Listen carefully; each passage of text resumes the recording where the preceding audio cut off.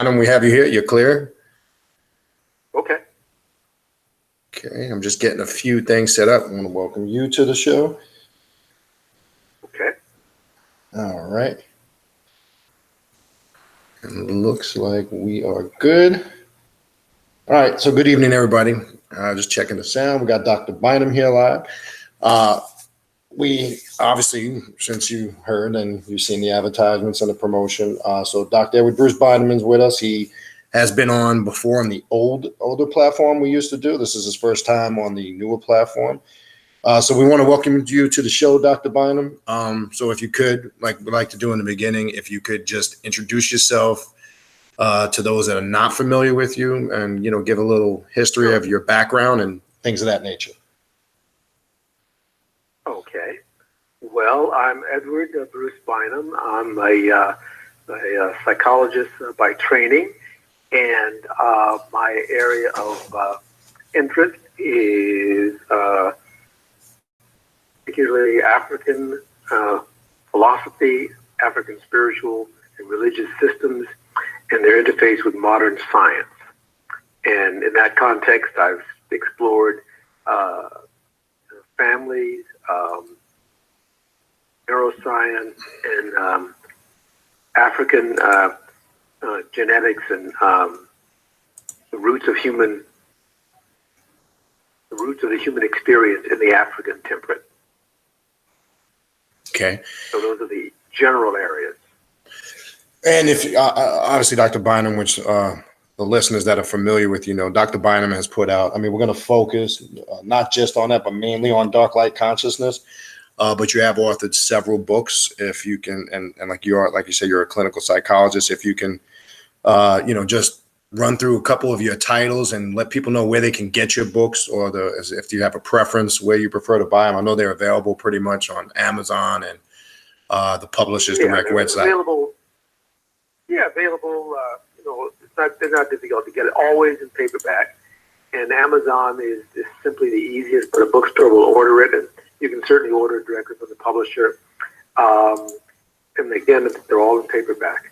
We're going to be focusing primarily on dark light consciousness tonight. Correct. But dark light consciousness is actually the last in a series that began.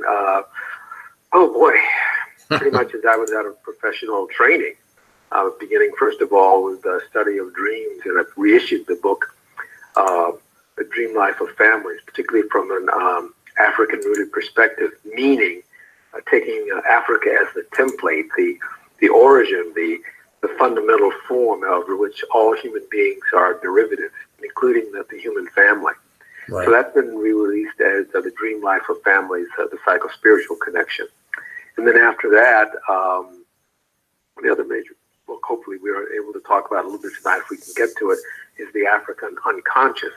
Yes. And that's where the roots of ancient mysticism and modern psychology find their origins in the actual ancient sciences of Kemetic Egypt, particularly not only the physical sciences, mathematics, geometry, trigonometry, algebra, and so on, but also the arts of medicine because of the science of mummification and the related disciplines. But particularly the spread of the African species across all the different continents. And then finally, the dark light consciousness, tracing what is the internal neuroscience, the internal neurology, the fundamental roots of our spiritual experience, rooted also in the same place, particularly in the dynamics of the spinal column, the brain, and how the brain is covered. The dark matter of the brain is actually melanin, and how that it relates to darkness, and how that is also intimately related, paradoxically, to the light that springs forth from it, the light of consciousness, human consciousness. Right. Wow, that's a lot. And that's one of the first areas I want to go to, because we've gone through, I know we've jumped around this book in the past when you've been on, but it's funny. I was going through it the other day and I realized there was one section we never really, we got into it, but we haven't. I think it's important. I want to get into that in a second. But again, if you're just joining us, Dr. Edward Bruce Bynum is here with us live. You will have a chance later to call in or send your questions via the chat. If you're watching the live stream via YouTube, you can call in either YouTube, or you can either call in here live at the show, or you'll be able to forward your questions via the chat. I'm just going to give you the phone number if you are deciding to call in, just so you have the number. That number is 605-562-0444. It's going to ask you for ID. It's 134-778-pound. And that's going to ask you for a PIN. It's just simply the number 1 and the pound. I'll give that call-in number again later in the show. Obviously, on either platform, you could just type, if you're going to use via the chat to forward your questions, I'll see that. And you could also call in via the YouTube. So I'll be able to forward any questions you might have later in the show. All right. So I appreciate that, Dr. Bynum. What I want to, and I'm going to give you reference using the hard copy. So I'll give you page where I'm coming from the book. I actually want to start for the first portion. And I believe it's page 22, if I'm not mistaken. Yes. We talk about dark. Well, let's first do this for maybe the newer list before we get to that. The concept of dark light consciousness. Let's start there to give the basic definition, just for maybe somebody tuning in for the first time, and then I'll go to that section. Well, the basic notion, the basic image and idea is that out of the darkness of the brain, which is covered in darkness, gray matter is dark, is living dark matter. It's energy. It's neurons. It is the place in which the phenomenon of consciousness interacts with human beings. Some people believe that that's the source of human consciousness. Others believe that it is a transducer of consciousness. Both arguments are sound philosophically and scientifically. But the bottom line is that the part of the mystery of us is that out of the darkness of our brains, out of the central darkness of our spinal column, which is dark neural energy all the way to the base, out of that comes the light of our own consciousness. And the whole book, Dark Light Consciousness, I try to go into some medical, neurological, anatomical history and basis for that understanding. And it is fairly obvious. It's just that for whatever reasons, we haven't chosen to study it as a species directly. We have indirectly. I mean, many of our spiritual traditions are rooted in that phenomenon of out of the darkness comes the light. That's right. And there's a paradox of going back and forth between dark and light. But I try to show the neurological, the scientific, and the medical basis for that, because too often we, from my point of view anyway, we'll talk about these things sort of glibly, but we don't back it up with enough, hardcore science and medicine to substantiate what our intuitions are. It's not that our intuition may be wrong. That's not it. Right. But rather, I really am one of those folks who just is kind of a stickler for wanting to substantiate and give medical and scientific background to many of our deep spiritual experience. Because let's face it, in many quarters of the world today, spirituality and religion are on the ropes. That's right. I mean, That's right. It's either portrayed as some sort of fanatical, ignorant, anti-science, anti-rational approach to human experience. And I want to point out that that's absolutely not the case. One can be a deeply spiritual and religious person and embrace science, medicine, mathematics, astronomy fully. And there not be any contradictions. And this is the way it was in ancient Kemet, in ancient Egypt. There was no separation between science and religion. They were not at odds with each other. I mean, that's a unfortunate situation that arose sometime around the 18th, 17th, and 18th century in Europe. But the rest of the world does not have that dichotomy. And I'm hoping that we're beginning to end that period of time in which there seems to be some sort of phony war between the two. Right. And Dr. Bynum, and I'm glad you point that out, but is it safe to say when you use the term religion during that period, I guess it would be safe to say, I don't think they quite looked at and perceived it maybe so more along the lines as a lot of people are perceiving it today. Because like, as you said, you see there's issues in the religious world on all levels. Well, I'm not myself. I understand your question. I'm not seeing a contradiction. I can see how some people would see it that way, and I can see how a lot of folks who are deeply religious people could feel assaulted or attacked by science, because unfortunately, there are a lot of people in the scientific community that either put down, ridicule, or attack religion as irrational and so on and so forth. And that's not to say that some aspects of spirituality and religion aren't. They are. But that's because of the way people have used it, not because of the way they inherently are. Correct. The first organization, the first organizing of phenomena and events in the world were through a religious and spiritual prism. That is how we first began to organize our experience. And then we've climbed, not in a straight line, but we've climbed from that point. But we still are the same being, and we still go out in the backyard in summertime, look up at the sky, and are just in awe. Correct. Of the majesty of the universe and our seemingly tiny place in it. When in point of fact, we're not some tiny little speck of nothing in it, but we are an integral part of it. And that's what spirituality does. It helps connect us to that deep intuitive sense that this is our home. We're part of this in some incredibly significant and important way. It's unfortunately science in the last 2.5 centuries that's tended to say that human beings are nothing, little speck of dust, inconsequential. And that is why a lot of people find science repugnant, even though we deeply need it. And I'm saying it's just not true. It's just not true. Right. Now, to back up to something you were talking just a couple of minutes ago when you were going into the concept of dark light consciousness and what it represented and the scientific breakdown. Now, I don't know if you remember, I know it's been a while since you've been here.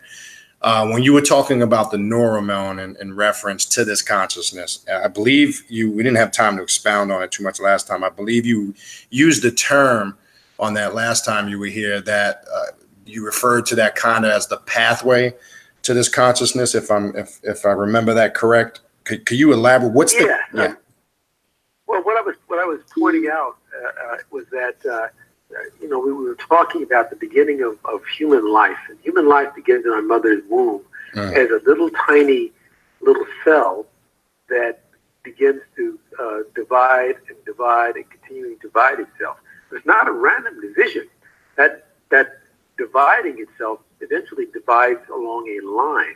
And that line, literally, is a line of dark matter that absorbs light, that absorbs photons on a tiny, tiny level in our mother's womb. And out of that begins to evolve a human form, our spine, our organs, and so on and so forth.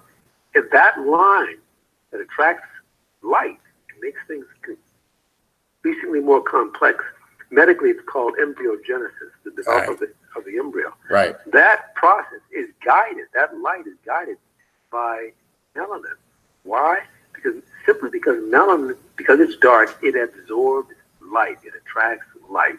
If you have you go outside and there's a black top on the road or a parking lot or something, it gets warmer than the other buildings around it. Why? Because it absorbs the sun's light and it holds it. Well, imagine it absorbing it and then translating it, transducing it, making it increasingly more complex through evolution and over time. That is what happens to our nervous system until we eventually evolve into the kind of creatures we are today. But you can see it happening millions of times a day, right there in the gestation in our mother's womb. It's a physical and medical, embryological, biological fact of nature. And that's not unique to human beings. All life forms on our planet that we know of do that. But the animal forms that are not in the ocean, the ones that have backbones, the vertebrae. Right. Because we're the ones who develop spines, and the human beings are the ones who have the most complex spines. And why do we have the most complex spines? Why do we have the most complex brain? Because we have the most highly evolved system for trapping and transducing, I should say, light in our brains. And that light springs from neuromelanin. Right. Not melanin on the skin. Correct. That's different. Don't get confused by that. That's important. But the melanin we're talking about is universal brain melanin. And, the human brain is covered all over its surface, all over the cortex, the neocortex, all over the surface with this light-absorbing melanin, and also in critical neuromelanin. And it's also present crucially in certain key areas inside of the brain. And it is concentrated on a spinal line inside of the insidemost part of our spinal column. It goes almost to the very base of the spine, not quite. It goes pretty close to the base of the spine. And in all spiritual traditions that I'm aware of, the notion of something stimulating the spine and the energy and it rising up to the brain and becoming light is very, very prominent. You see it every time you go to a physician's office. You see it in symbolic form. You see that medical caduceus, that pole with two twin serpents around it, going up to the top. And at the top, those two serpents become birds and take flight. That's a symbolic representation of the spiritual process. And it comes from ancient Egypt, ancient Kemet, and the Pur'angs, or the houses of life. Because they had a medical system and a scientific system and a spiritual system all woven into together. one. Right. Now, you also, I remember one time was saying, in reference to what you're talking about now, the neuromelanin, you also talking about, and I'm glad you differentiate, we're talking about that universal melanin, not the, the neuromelanin or the skin pigmentation, but you also talked about one time, regardless of race or ethnicity, each individual has the capacity to produce, amount wise, no different than the other, because there is this other concept out there that where the confusion comes in with the skin pigmentation melanin as opposed to the melanin we're talking about, that there's some in some circles people tend to think because you might be darker skinned that you have more of the ability to produce this, and you were elaborating on that. Absolutely not. Absolutely not. That is, I understand where the confusion arises. And there is an intimate connection between skin melanin and certain other brain processes. But that has very little to do with consciousness. Right. That has very little to do with consciousness. People can have the different skin tones within the same family. Right. Correct. Right? That's right. Within the same family, having the same DNA. So clearly it's not that. No, brain melanin is a different phenomenon. And if you open up 4 people from different races, you might be able to see on the surface of their body that there's more or less melanin. But if you open up and look at their brains, you're not going to see much overt difference, any overt difference. Right. The differences are more subtle, for sure, but they have little to do with so-called ethnicity or race. And remember, all human beings, can't state this enough, all human beings are rooted in the African template. And everything, all others are variations on a theme. So that the darkest of the dark African and the Asian and the European are all part of the same species. And that species springs from Africa, developed in Africa, and over millions of years evolved into a highly evolved creature in Africa. And it's only been the last 200,000 years that that creature has even begun to leave in large numbers in Africa. We've had variations move out of it, but our species, what's called Homo sapiens sapiens, thinking man, Right. we are all rooted in Africans. And in point of fact, finally, I want to emphasize this. What we think of as ethnicity or so-called surface race that we get so psychotic about for political reasons and historical reasons has only been the case for about the last 25 to 30,000 years. Wow. Yes. Right. Before that time, everybody looked African. That's right. Including those in Europe. Correct. And it's only on the last 25 or 30,000 years because of adaptation to climate and phenotypical or surface changes to adapt to the climate. The surface of it has changed. You know, it's in a cold climate. It is adapted to begin to develop long hair. In a very cold climate, blue eyes are more perceptive in the dark than brown eyes. You know, Right. During the Korean War, there was a significantly higher percentage of African Americans who developed frostbite than were Europeans because the adaptation of the skin to coldness. So there's all kinds of stuff like this. These are all surface phenotypical changes. They have little or nothing to do with the deeper genetic and biological bases of our species, because that's all the same. Right. That's all the same. And I'm glad you clarify that, because that becomes an issue in some of these circles, unfortunately. And I wanted the listeners to hear you.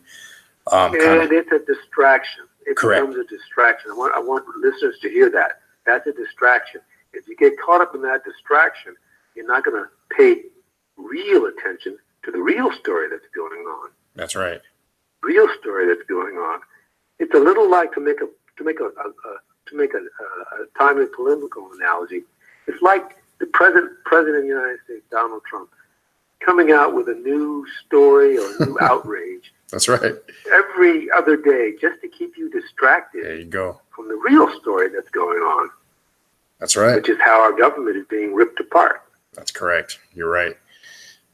Definitely. Don't get lost in that distraction. Don't be seduced by those siren calls, because if you do, you won't pay attention to the real genie, the real mystery that's emerging from you. And, that's the real story. Right. Okay. So what I want to go to, it's in Dark Light Consciousness in part 1, actually on page 22, the medical background of the perennial science of how darkness enfolds the light. I want you, if you could speak a little bit on that, and then the 3 levels of the triune brain. And again, I want, this is important because your viewpoint, in my opinion, I've said this before, I don't think there's a lot of people out there. There's so many different levels, and everybody has their own thing that they do, their own gifts. But I don't think nobody really gets into it on a medical and a psychological level like you do. And in my opinion, this is just my opinion, speaking for myself, I think it's lacking. And I think a lot of this stuff needs to be addressed, in my opinion, in circles. So if you could speak on that and the triune brain a little bit and talk a little bit about that. Yeah, what I was trying to do in that chapter, beginning on, page 22, is it's called Medical Background to the Perennial Science of How Darkness Enfolds the Light. What I was trying to do was point out how evolution itself is a matter of increasing capacity of our brains and neural systems to absorb light from the cosmos, literally photons. Right. Absorb light and transduce it to higher and higher levels of organization. And this is what the molecule melanin does in varying forms. There are different forms of melanin. We're talking about the one in the brain. And it just so happens that as you emerge or you go higher and higher, at least on our planet, in evolution in terms of your cerebral and mental sophistication, you have higher and higher degrees of neuromelanin in your spinal line and your brain. Of all the animal creatures on the earth, the ones with the highest amount of neuromelanin in their spines, and particularly their brains, are the Right. Of all the mammals, the ones who have the highest amount of neuromelanin in their spinal lines and brains are the primates. Mm-hmm. Of all the primates, the ones with the highest ones are the great apes. Right. Of all the great apes, the ones with the highest are the chimpanzee. Mm. And the only one with even more sophistication in their brains of accessing neuromelanin and transducing it to higher and higher orders of light are us, our species, Homo sapiens sapiens. So to me, that's a pretty tight correlation. That's right. That as evolution progresses, neuromelanin in our nervous systems gets more and more sophisticated. And the neuroscience backs that up. So that's why I think it's so important, such that you don't get distracted by that. Because if you get distracted by that, you'll get lost in futile political and pseudoscientific academic debate. And what you will not do is you will not turn your attention to your nervous system, your brain, and begin to do some serious meditative spiritual work. Right. You can do all the rest of the stuff we need to do in society, our families, economically, and so on and so forth. You can continue to do that. This is not a distraction from that. Right. But part of the gift of being a human being is to be self-reflective. And doing this and harnessing science to do this will vastly accelerate your spiritual and your mental and your cognitive evolution. Right.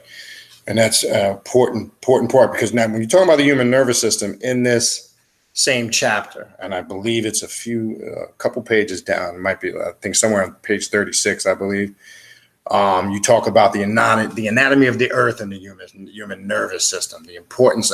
Well, let's first talk about this, because we know when we deal with just basic stuff, and again, obviously I'm not a doctor, but when we have certain levels of stress or the nervous system is out of whack, how important, I know a lot of people talk about the micro and the macrocosm, how important is a good functioning nervous system in relation to your spirituality and the functioning of what we're talking about with the mind and things of that nature. And maybe you can elaborate a little bit on that section, the anatomy of the earth and how that connects kind of to our nervous system and the proper functioning and health of it, if you could.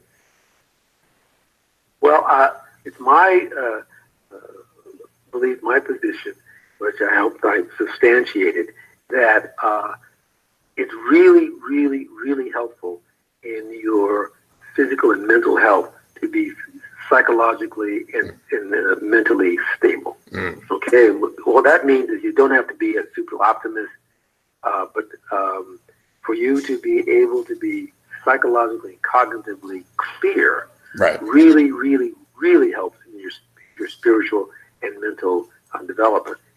It's sort of like the base, it's sort of like the foundation. And when that is there, then you can progress upon that foundation and go much further. Now, when you were talking about the making a connection between the anatomy of the earth and the human nervous system, what I noticed and what I pointed out and what I tried to substantiate is that something that the ancients discovered a long, long time ago. In the Memphite theology of ancient Egypt, they talk in some detail about energies and powers at the center of the earth. In the West African traditions of Budan, Ifa, and others that have spread to the Caribbean and South America, right, there is this notion that there is a coiling energy at the base of the earth that through spiritual practice is awakened and brought up. In southern India, particularly Dravidian India, there are traditions of what's called yoga, in which the whole point is to quiet and still the mind, right, such that the energy at the base of the mind can be brought up. In Western medicine, the root of that is that we mentioned earlier, that medical caduceus. That's literally an image of that. Right. In China and in Tibet are the same references. So these are universal. Correct. What they're doing is they're picking up on something. The human nervous system is picking up on a real activity that's going on with its nervous system and the earth. Well, what's that phenomenon in the Earth? Well, it just so happens that the surface of the Earth is covered with obviously water, Right. and obviously solid matter. Okay, if you go down into the Earth,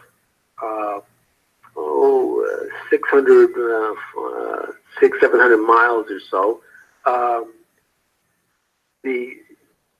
there's an upper mantle of solid rock.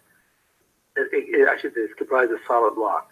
Below this, however, down to around 2,800, 3,000 kilometers, which is about 1,700 miles or so below the surface, the mantle, the solid mantle, becomes liquid. That's what volcanoes tap into, that liquid, that molten stuff at the center of the Earth. Right. Well, the whole coiling thing, I mean, the whole inner cycle of our inner, system of the Earth is molten stone and metal, literally.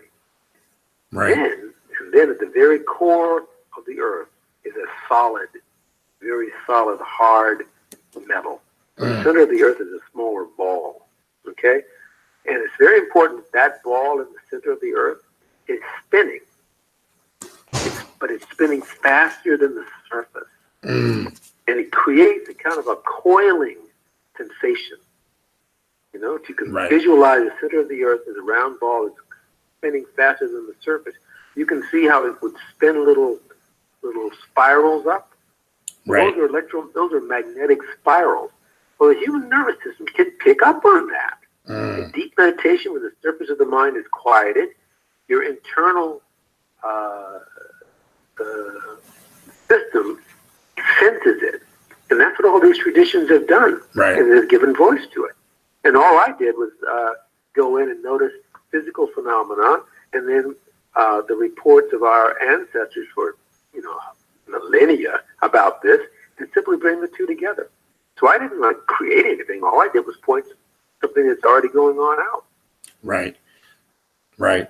And kind of when you touched on kind of the next part in this same section, there's a short paragraph here I want to read. If you can, it's in the section on page 41, conscious energy in the space-time continuum, because you kind of brought some of those things up and some of the things you were just talking about. But this particular paragraph on page 41, I just want to read it, and maybe you can elaborate on this. And you wrote, the geomagnetic and electromagnetically generated field passing upward and over the surface of the Earth is believed to create a grid of electromagnetic and gravitationally intertwined lines of force. Some esoteric systems claim that they extended to space beyond the Earth in a planetary grid system. These subtle lines of force were actively perceived by the ancients to be a kind of living nervous system of energy for the Earth, similar to the meridian energy or chi or key lines of the body in acupuncture. Temples, churches, and eventually graveyards were historically aligned with these perceived lines of force. They were also perceived to be aligned with the natural markers and monuments on the surface of the Earth.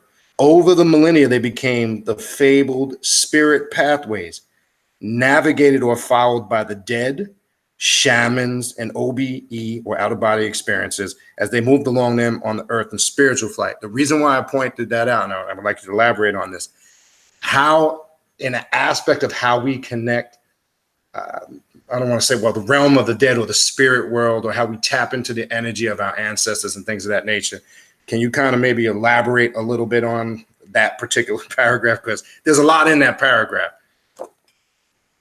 Well, what we were talking about was connecting it to a couple of minutes ago. Right. Is that at the center of the Earth, that coiling ball will create a spiraling within the larger ball, so to speak, of the Earth, and that spinning within a spin creates spirals, like whirls coming up to the surface. And when it reaches the surface, they become sort of like lines, or curved lines on the surface for sure, but lines on the surface, and they also extend out into space. The center of the Earth is clearly a gravitational phenomenon and it's also an electromagnetic phenomenon. Right. And the great unsolved mystery of Einstein's general theory of relativity is bringing together not only the three fundamental known forces, electromagnetism and the weak force and the strong force, they call, but also the phenomenon of gravity. And we still haven't mathematically worked it out yet. There have been different attempts by the physicists over time, but nobody has totally done it yet. But that's not critical here, because physically human beings kind of have tapped into it already and kind of know it. You can feel it. You see, you can feel it. And those lines spread all over the earth, and they spread out to the other geomagnetic bodies in our system. I mean, the stars exert an electromagnetic force on the earth. Different celestial bodies have a gravitational pull to each other. I mean, that's how some planets in our solar system were discovered. There were aberrations in the orbit of certain planets because they were being affected by the gravitational field of other planets that we didn't know about. And so they were able to deduce those planets that they couldn't see because of the aberration in other orbits based upon gravity. Right. So my point is that human beings feel that. We don't feel the forces inside of the atom. It's called a strong force. We don't feel that. But we do feel electromagnetism. Right. You get a static charge. You feel electromagnetism. Most of the phenomenon of the world that we actually interact with and see is based on electromagnetism. That's what holds furniture together. That's what structures our physical universe. And the other that we know is gravity. We feel gravity. Right. You feel gravity. You jump up and down. That's what gravity is. What's not so well known is that gravity also is deeply woven with changes of space. And that's what relativity theory is about. It's about how gravity tends to warp, tends to curve physical space. And it also affects what's called space and time. And we're not getting too far afield, but space and time have been unified through general relativity theory into a phenomenon called space-time. Right. Okay? And so gravity and large masses warp that gravity. Warp the field around an object. And human beings feel that. You can feel it. And it's space-time. And so space-time is not an absolute thing. Depending on how close you are to a massive gravitational object, space and time change. That's what a black hole is. Correct. In space, you've heard of a black hole? Yeah, well, the thing about black holes, you get so close to it that when you do, space and time slow down. Yeah, they slow down. And if you get too close to it, you slip into it. You get sucked in. You can't get out of it. That's right. It's like a vacuum. It sucks you in. Correct. Yeah. Yeah, that's a lot. That's a lot. Yeah, but one last thing I just wanted to add to that is just to clarify and simplify it for folks so that you can get what we mean by traveling along these lines. Sure. You know how birds navigate when they go south? Yes. They have a little geomagnetic monitor in their brains that picks up the gravitational lines of the earth. And that's what they follow. It's like a magnetic thing. Well, a similar is the case when we are no longer in our way we usually are in our bodies, but we're in some other kind of altered state, either through an out-of-body experience, which is real, or we're doing some sort of a spiritual phenomenon in which we are traveling in our consciousness, and that's real also. That's been demonstrated in the laboratory. It's just that it's taboo, but it's been demonstrated in the laboratory thousands of times. It's affected by that. And my supposition is that the great spiritual masters, shamans, and our ancestors were able to and still do perceive those lines. And as far as the history is concerned, great churches and temples of humankind are laid out along these powerful lines. They're not randomly distributed. Right. They're not randomly distributed. Right. That's a good point. And I'm glad you have simplified it so maybe people can grasp it a little more. Now, you talked a little bit about this one time when you were here, and when we get further in this same section, I want to talk a little bit about. You made a statement last time here about the Kundalini energy always not being pleasant. But first, the rise of the serpent. When you get into the section of the torque and the twist, and the serpentine energy in relation to our chakras as energy vortexes. If you could talk a little bit about that, and then I want you to kind of connect that when you make that statement, because I think sometimes people working with Kundalini energy, obviously myself from experience, it isn't always pleasant and what sometimes it's portrayed as. So if you can talk a little bit about that, using this serpentine energy and in its correlation to our chakras and how that can be beneficial for us and our spiritual growth. Well, folks who are listening, visualize this. You have a brain, clearly, that has a certain shape. And out of the back of your brain, there's a long line that goes down into your spinal line, almost out of the brain to the spinal line, almost to the base of the spine. And it's covered, I should say, in the inside is that neuromelanin line that we talked about. It's literally a neural line. It conducts energy from near the bottom of the spine up into the brain and back down again. Right.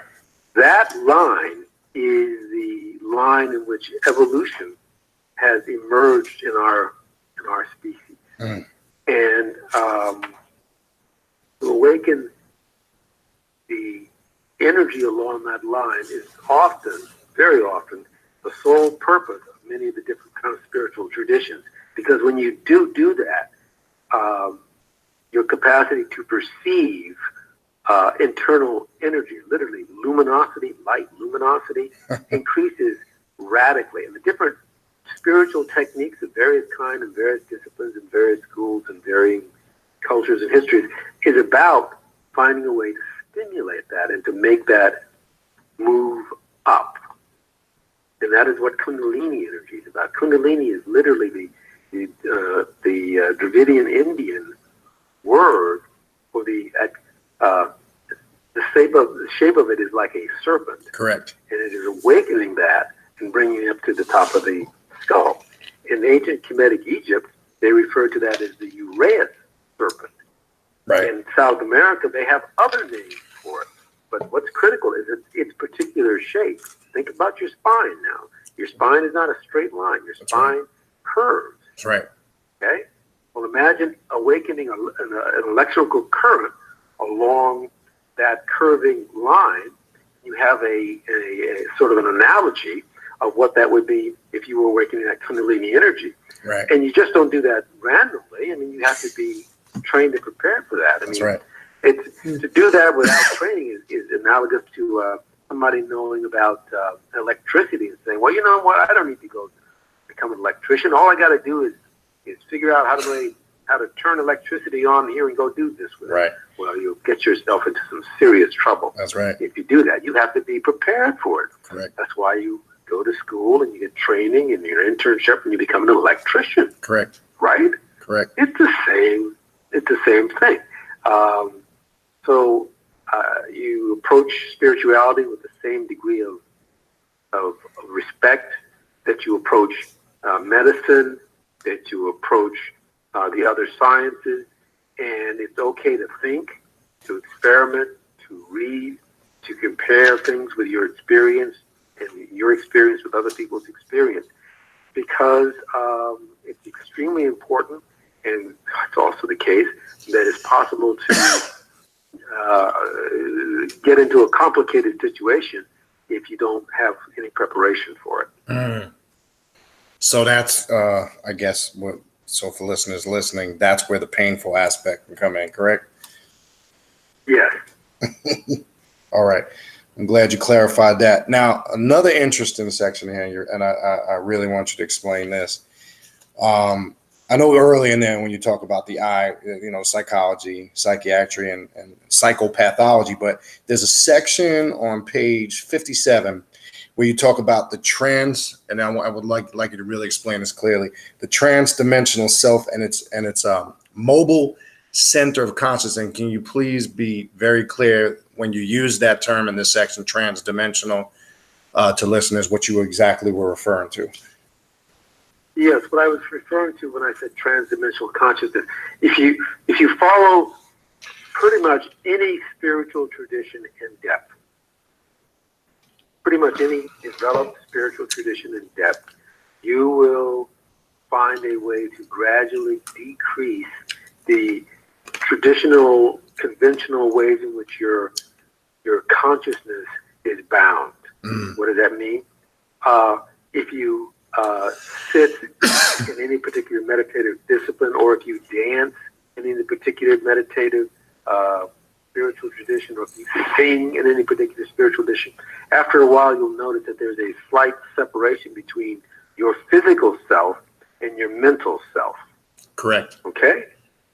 In extreme situations of crisis, people have what's called OBE, or out-of-body experiences, in which the conscious principle is made to separate, what's called dissociate, separate from your physical self. Okay? And sometimes that's not okay, but sometimes it's a good thing, especially when you're in extreme pain. Or people use clinical hypnosis a lot to help a person learn how to control pain by disassociating their physical experience from their mental experience. Okay? So dissociation is a common human phenomenon. Unfortunately, it's been trapped by psychiatry and psychology and made into a pathological negative thing, but it's inherently a human capacity. Well, if you follow any tradition far enough down the road, you'll notice that after a while there are particular kinds of ways for you to do that, and then you get a sense that actually my physical self, my physical body, is not totally one-on-one correlated all the time with my psychological or mental self. And you notice that it can move around. That's what the spiritual disciplines are. Many of the spiritual disciplines, meditative disciplines, are about, is that moving around. And so if you continue along in that particular discipline, it eventually dawns on you that your self is not the same as your physical self. Okay? Right. So that's the transdimensional self. Or rather, that's the mobile center of consciousness. Right. It can move around the eye. Right. So we mean by transdimensional. Well, when you go to bed at night, you're laying there in bed. You're aware that you are a physical being, length, depth, height, weight, whatever. Okay, you're aware of that. Right. At some point, you drift off, quote, to sleep, unquote, and then you have some sort of dream experience. Correct. Well, when you're having that dream experience, your relationship with your body feels as real as when you are in a waking state, only the dynamics are different. You can fly in your dreams. You can go back in time in your dreams. You can go forward in your dreams. Correct. You can be killed in your dreams. That's correct. You can have lots of different experiences in your dreams which feel just as real as when you were awake. That's correct. Correct. Okay? So and very importantly, based upon what we were saying earlier, you notice that space and time and gravity are different when you're dreaming. That's right. Space is different, time is different, and gravity is different. You can fly. You can do lots of other kinds of things when you're dreaming. So it shows how malleable it is. We know that's the case when we're awake, that it's more of an intellectual understanding of that. You know, the nature of space-time and all of that. Right. But that's an intellectual understanding of that, which is certainly valuable. Correct. When you're actually sleeping and dreaming, you experientially know that. Correct. And then you can move through the dimension of height, depth, and width, the spatial dimensions. You can also move through the fourth dimension, which is the dimension of time. Mm-hmm.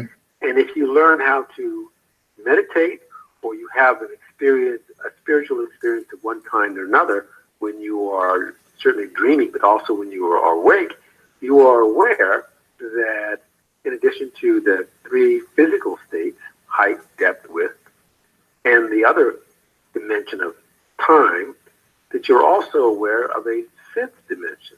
Mm. That dimension is the dimension of light. Correct. Hmm? Correct. Light.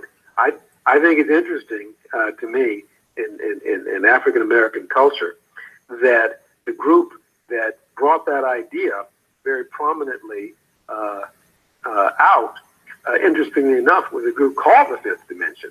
That's right. That's right. That's correct. And the person who outlined that in physics Mm-hmm. in the early 1930s in Europe, Right. was a man, a German, and he outlined the fifth dimension in physics, and his name was Schwarzschild. Mm. Mm. You know what Schwarzschild means in German? No. Black child. Ah. These kind of things sort of ripple through our consciousness, you know? You know what? I heard the name, familiar with him, but I never knew till you just elaborated on that. Yeah, he's the one that explored the fifth dimension in physics, and then we have a group called the Fifth Dimension, Black people, and then his name is Schwarzschild. I mean, German and black. Just interesting, kind of like you get a sense that there's another level of reality Sure. going on here Right. that has a sense of humor. Right. Now I want to based on what you just described, and it's gonna piggyback into the next question I want to ask you in relation to this. Now, you know, in many different esoterical circles, metaphysics, you hear this term sometimes used that we are whole light beings, and you mentioned the fifth dimension, dimension of light. Are people in some of these areas of consciousness, are they trying to get us to kind of, the way you broke it down is very easy to relate to. Is this, an aspect that we can connect with to try to get an understanding? When you mentioned the fifth dimension, the dimension of light, and what's the correlation? Like, for an example, in the esoteric schools, I know the Rosicrucian order teaches that, what you just talked about in very similar fashion to the fifth dimension or dimension of light. Is there a correlation to that? Yeah. Yes, there is. There is a very intimate correlation because, again, your spinal line and the whole surface of your brain and critical areas of the inside of the core of your brain are suffused, Right. covered, Right. bathed in neuromelanin. And neuromelanin absorbs light and it transduces what your physical element is into the element of you, aspect of you that is light. Right. Your most intimate experience in consciousness is with light. Mm. That is how you know yourself. You are a light. Mm. And your light is projected. This is important. Light of what you are is projected into space and time. Mm. In physics, light is not a property of the three dimensions of space and the fourth dimension of time. No, light uses those four other dimensions to project itself into. Light is a dimension above and beyond those dimensions, and that is the dimension in which we dwell. Right. That is what all the meditative traditions try to get you to do. They try to get you to quiet your mind, quiet your physical self, so that you can hear deep down what you are. Somewhere in the Bible, it says, "Be still and know that I am God." Mm-hmm. Correct. That is not only a beautiful phrase, but it's also a scientifically accurate phrase. Correct. Now, And the different techniques are about getting to that state. right. That's correct. 100%. Now, in relation to what we're talking about, I know we briefly in the past this came up. We didn't really go super in depth to it. When we're talking about this transdimensional self, right? How in relation, because I mentioned to you this before in the past, some people are very maybe people that are not conscious. When we talk about the African spiritual systems, let's say of Voodoo, Ifa, or any of these systems, and I hate to use this word, I just don't like it because people tend to negative things come to their mind. Spirit possession, when the spirit mounts an individual, or when some taps into the divine of the spirit. How does this connect to the transdimensional self, and what's the in your words? Because I know you touched on it a little bit. How do we scientifically explain from a more detailed aspect of spirit mounting, spirit possession in relationship to this, what we're talking about? Well, we don't really scientifically explain it, but we can sort of scientifically and medically describe it. I got you. Okay, and there is a difference.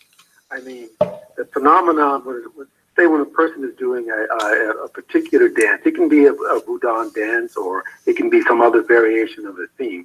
But the point is, it becomes so identified with the dance that they begin to move automatically. That's right. Begin to move automatically. Mm-hmm. And in the process of moving automatically, dimensions that are beyond this dimension, and there are, in string theory, 11 dimensions to the material, to the universe. Okay? Not just our four that we know. Right. Or, several others. Well, as you begin to move into it and you enter into the discipline, and I want to underline the word discipline, mm-hmm. enter into the discipline, your individual consciousness gets quieted and it becomes absorbed by a greater consciousness. That is what is meant in the West African systems in particular, being mounted by the Loa. Right. Or what's called spirit possession. It's gotten a bad name because who has defined that is Western writers. Correct. Primarily. Correct. Who were interested in demonizing African spirituality. Correct. And they needed to do that for political reasons. You were taking people and making slaves out of them. Correct. So you have to demonize, you have to belittle, you have to denigrate that. But in the core of that is a profound spiritual discipline, and that is of quieting your own mind and body such that it can be absorbed into something that's higher. And that is what it means to be absorbed by Loa, of spirit possession. And it's interesting, I know a lot of your listeners are aware of this, depending on which particular Loa or spirit, the different disciplines it is, correct, there's a particular signature dance that's that right. emerges, that Loa lets you know who and what it is. Correct. So this is something that's probably not going to begin to be seriously explored by clinicians and physicians and healers for another couple of decades. But the genius of the African spiritual traditions and its effect on the physical body has yet to be manifested in a non-pejorative way. And I'm hoping people out there are listening, because it is there. Mm-hmm. And we use vibration and sound and many other ways to heal. Well, you can also do that in this particular system. Correct. And so I've only tried to sort of outline how that happens, but it's only the barest outline of that. There's so much more. Correct. And you segued into where I was going to go. I know this isn't a whole different section of the book, but real quick, in a few moments, just for all the listeners, in a few moments, we're going to start taking questions for Dr. Bynum. I know a bunch have already typed some in the chat, but I just want to put the call-in information. If you decide you would like to call in via whatever platform you're watching and you want to call in on the phone and ask your question, the call-in number here at Primordial Chaos Radio is 605-562-0444. The ID number it'll ask you for is 134778#. And then it's going to ask you for a PIN number, which is the number 1.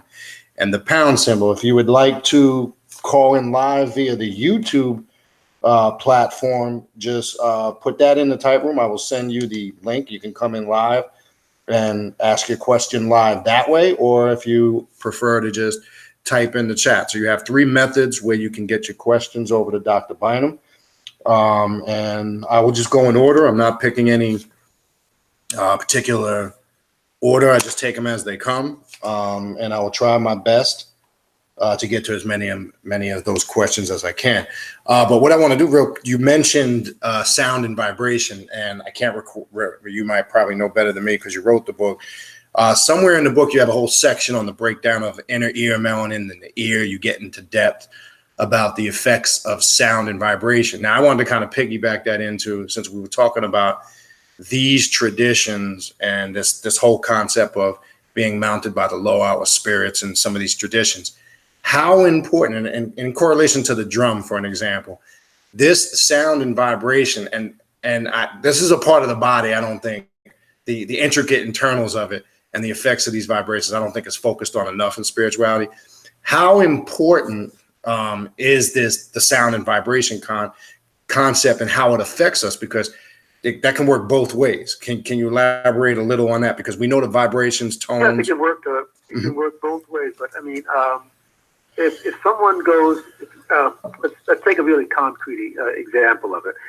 If a person, for whatever reason, needs to go into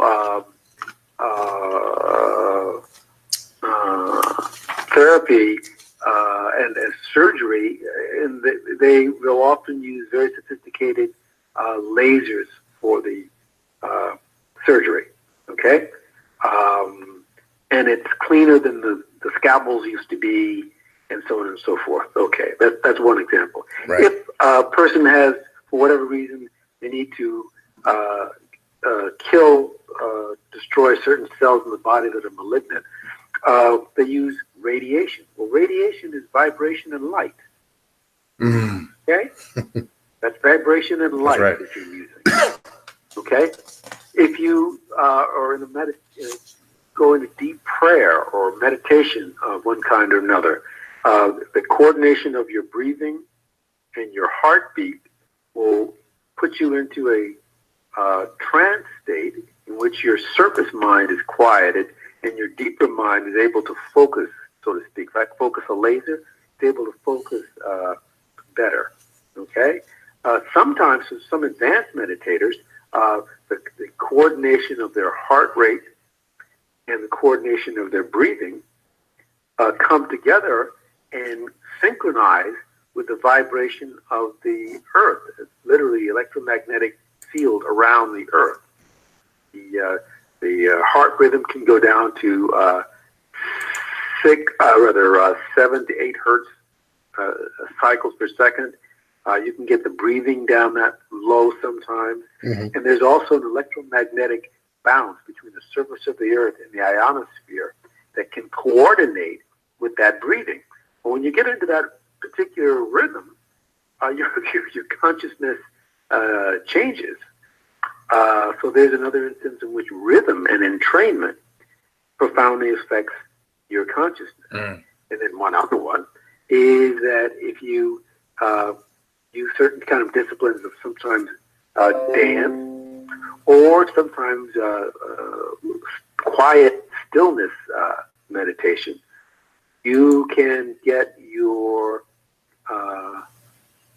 gland, particularly your pineal gland, to vibrate. And when it vibrates in a certain way, it affects your consciousness. So all of these are different ways in which rhythm and vibration and entrainment interact with the radiation or the way that your body is vibrating. Radiation is vibration, okay? Mm. Very high level vibration. That's vibration. Right. That's right. Okay? You hear a music or a record recording, when you go to a concert, that's about vibration, okay? When you we use the phrase, I got a good vibe or I got a bad vibe. That's right. These are all just sort of everyday references to the fact that our universe and our internal universe is pervaded by rhythm and vibration. So it's a matter of harnessing that.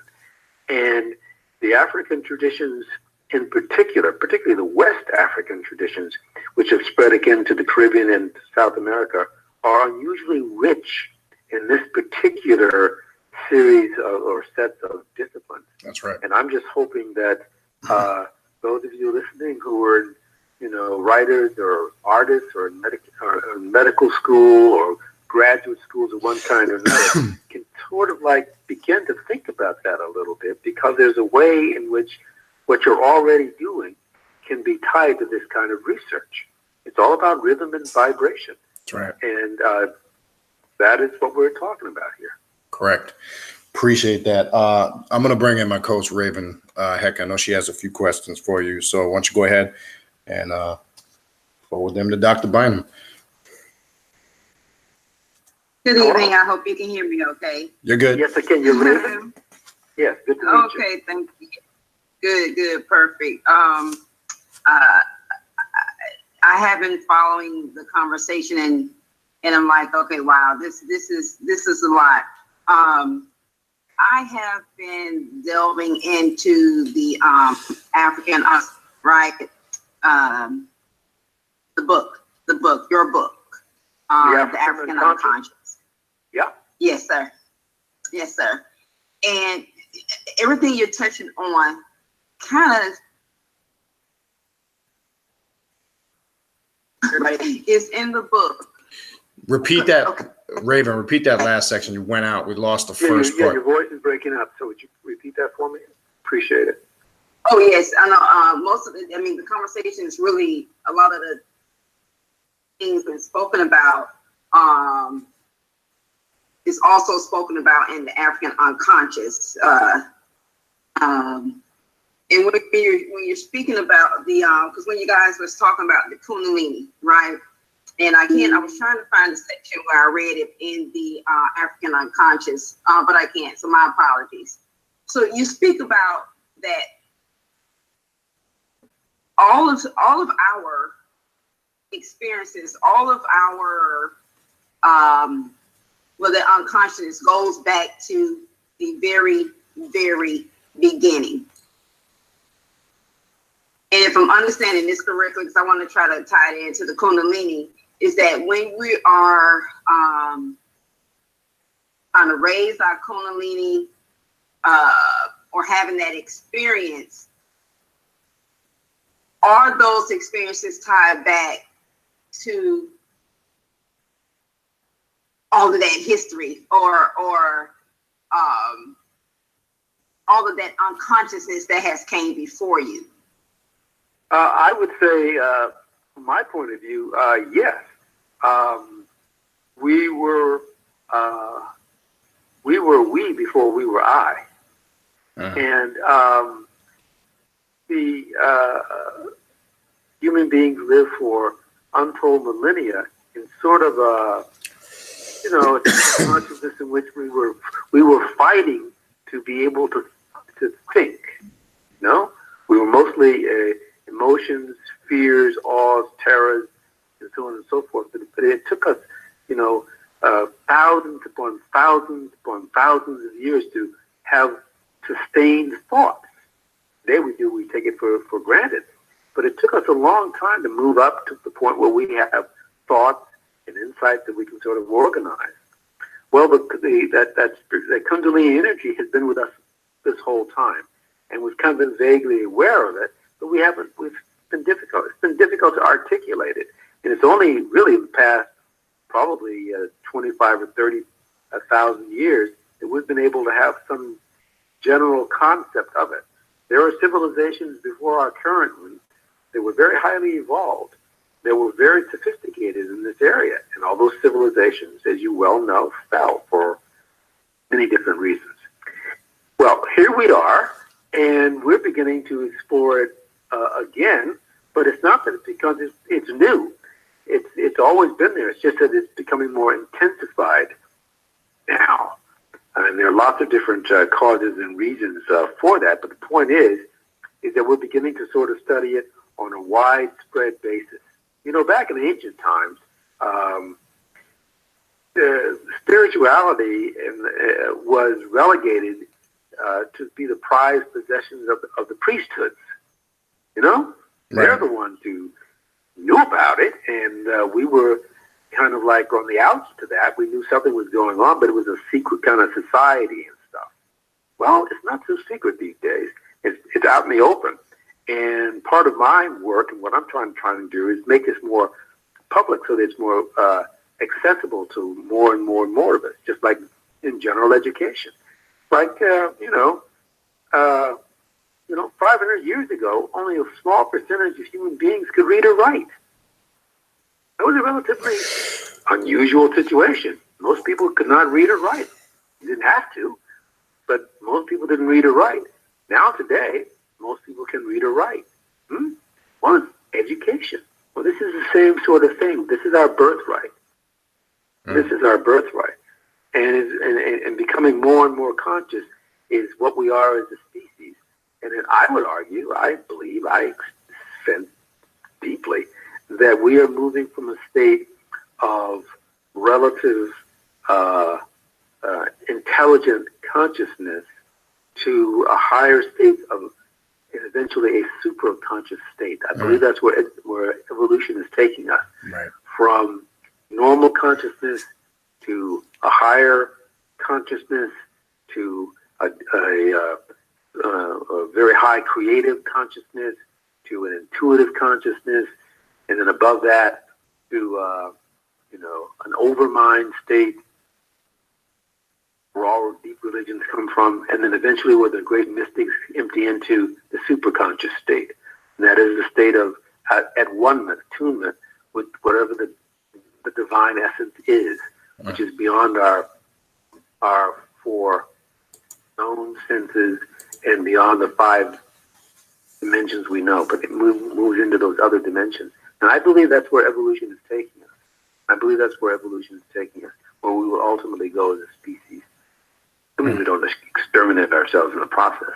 And I believe that we periodically receive help. I don't think we're the only intelligent beings around. That's right. No, I agree. I agree. That I 100%.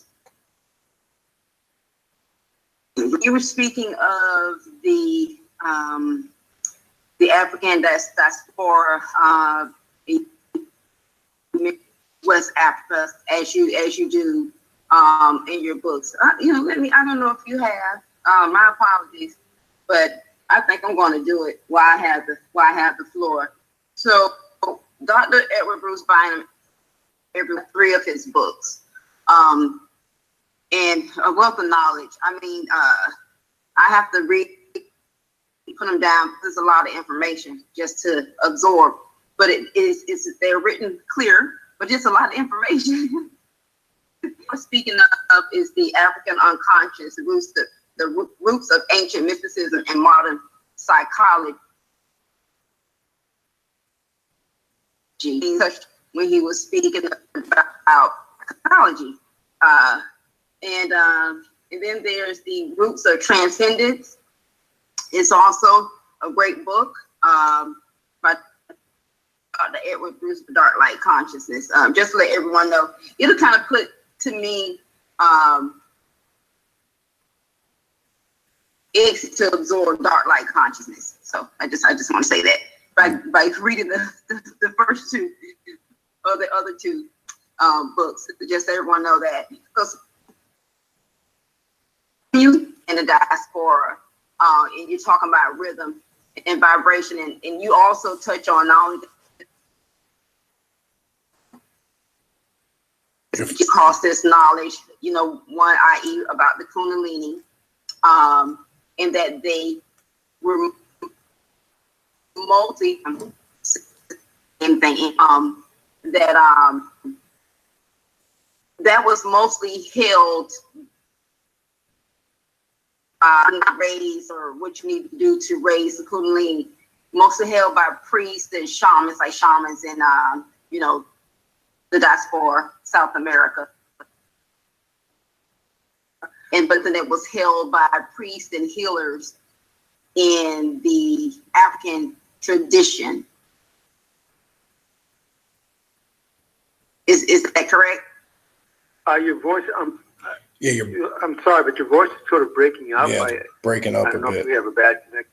Maybe you could repeat that question, because I'm having a difficulty sort of hearing it completely over here. Yeah, you were going in and out. It was a little choppy. I don't know if you can maybe come in through the other platform, if that'll help, or try to ask your question again. See if. Well, I can definitely try to come in on the other platform. We can hear you now. I surely can. Okay. Well, the question was the knowledge of raising the Kundalini, was it in regards to the African tradition, was it mostly held by priests and healers, more so than in the spiritual systems sense? Okay, go ahead. Yeah, this is the province of the priests and the healers, and that's not unusual. That's the way it was and still is in most societies. I mean, that was certainly the case and still is in Tibetan mysticism and the mysticism of India. I mean, that's a sociological cultural phenomena that all human cultures have. There's exoteric religion and then there's esoteric religion. That's correct. And the exoteric is what is usually commonly known, and people will go to church and or the temple or whatever it is, and they will go through various rituals that help bind the community together and make life meaningful and so forth. And then there are the esoteric traditions in which people get into, well, how do you know that? What is the epistemology of this? And people want to have the direct experience of the divine. They don't want to be believing is very important and certainly necessary, but they want to know from the interior. And so by going into the esoteric traditions, one learns directly. And so revelation is not something you read about in a book. Revelation is something you experience in your own life, your own heart, your own experience. And all the great spiritual teachers, they come from the path of revelation, whatever their particular inner vision might be. And they reach a certain level of consciousness. They go beyond traditional consciousness and they dip into a higher and deeper wellspring of consciousness. And they are the great heroes and heroines of our species because they bring back that new knowledge to us. And then they quicken our own collective evolution further and further along. That has been the way it has been with us as a species since time immemorial. The great heroes, the great heroines go into the cave, they go to the bottom of the ocean, they go to the top of the mountain, they look over, and they have the vision, and then they bring it back to us. And then we assimilate it. Right. And that's how it works for us. Wow, that was a lot. Raven, do you have any more questions for Dr. Bynum? Or did you? I think she went to switch. All right. So what I'm going to do while she's coming back in on the other platform, I'm going to rotate here between the callers on or the questions on both platforms. Let me go to the chat over here on YouTube here. I'm going to start from the top, and again, I'll do my best to get to majority of these questions. The first one here was earlier. This is from Sister Oni. She had asked the question about are all of our organs covered when we were talking about this neuromelanin earlier, the universal melanin that we were talking about earlier. And that's pretty much the straightforward aspect of the question. Or what percentage of our organs or are all our organs covered in this melanin? All of our organs, all of our internal organs are covered in melanin, not neuromelanin. Neuromelanin, again, is a brain phenomenon. Correct. But are all covered with melanin of different degrees of pigmentation. Your heart is covered with melanin. Right. All the internal organs are covered by skin. Correct. All of our organs. Your heart has skin. Your GI tract has skin. Your liver has skin. Your kidneys have skin. All of our all of our internal organs are covered in their own skin. Okay, and that skin are varying degrees of pigmentation of melanin. Okay, the darkest of that is the brain, and this the neural system of the brain and the internal spinal line. But they all have melanin, and the neuromelanin or brain melanin is concentrated in the internal spine. There's literally a river of dark living matter, of neural matter, in your spinal line that goes up into your brain, and as it crosses over from the lower ventricles of the brain to the other parts of the brain, it reverses, and the surface becomes dark, primarily. Like in the spinal line, the surface, the outer part of it is white, and the internal is dark. When it reaches up and finally moves into the brain, the surface becomes dark, and a lot of the internal becomes light or white, except for critical areas of that pigment. So the brain is still largely a mystery to us, but we know that much about it. And that neuromelanin, that gray matter, is what is deeply and intimately associated with our consciousness, our awareness. Right. And that's what we're kind of like talking about. You know, one of the interesting things about neuromelanin, and we don't really know why, but it is the case that under certain conditions, that neuromelanin can magnify its conductivity by a factor of 10. In other words, it can become very, very highly refined and move, almost like what they refer to as superconductivity. It's not quite the same, but it is the ability to be efficient in the transfer of energy is what that's about. And that is what our species is able to do for reasons that are still pretty mysterious to us. Right. Good point. All right. So let me bring in a call, then I'm going to go back to the chat. Let's bring in, this is Duma. Let me bring you in. Duma, can you hear me? Yeah, I can hear you. All right. You are on live with Dr. Bynum. Go ahead and ask your question. Greetings, Dr. Bynum. Greetings. My question is about certain symbolisms in certain cultures, be it the race of the Egyptians or the Hasara of the Indians, and how that related to the neuromelanin and Kundalini energy. From my understanding, particularly with the Uraeus serpent is a parallel of the perceived internal serpent of these.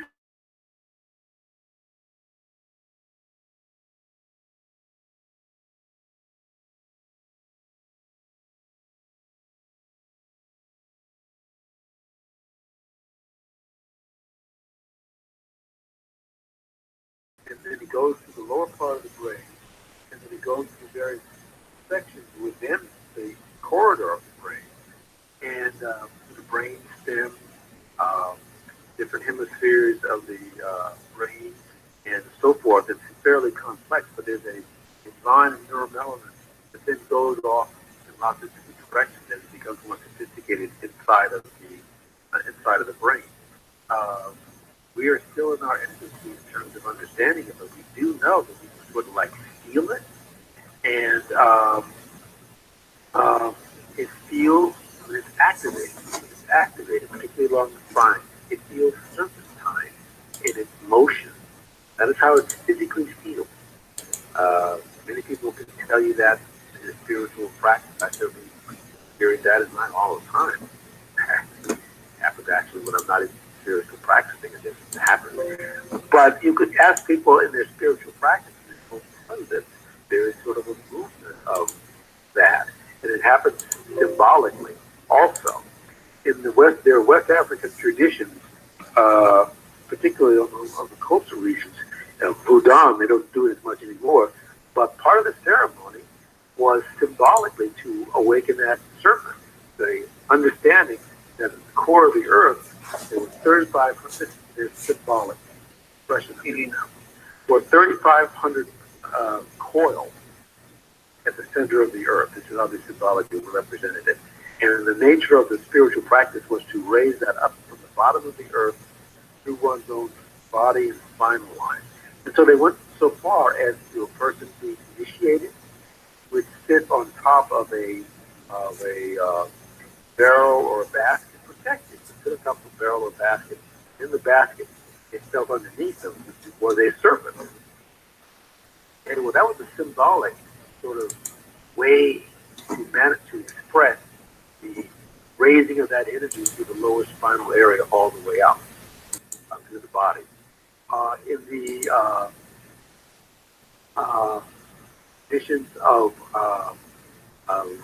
India, there were similar practice.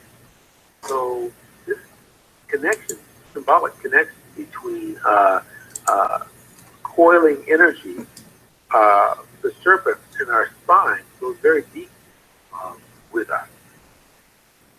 Does that answer that question? Yes, it did. Yes, it did. Very in-depth. Thank you. You got any other questions, Brother Duma? That is it. All right. Well, we appreciate that question. Good question, brother. Thank you. Thank you. All right. Let me go to the chat.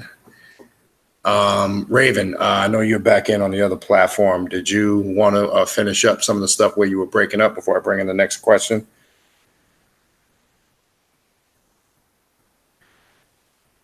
Yes, you know what? Can you guys hear me okay? Yeah, you're much better now. Much better. All right. So it's so funny because I was trying to do what I was reading. I just touched on at one point. So it was in the African Unconscious. It was on page 143. That's where I was trying to get to when Dr. Bynum was speaking about he was speaking about the cores of the earth, right?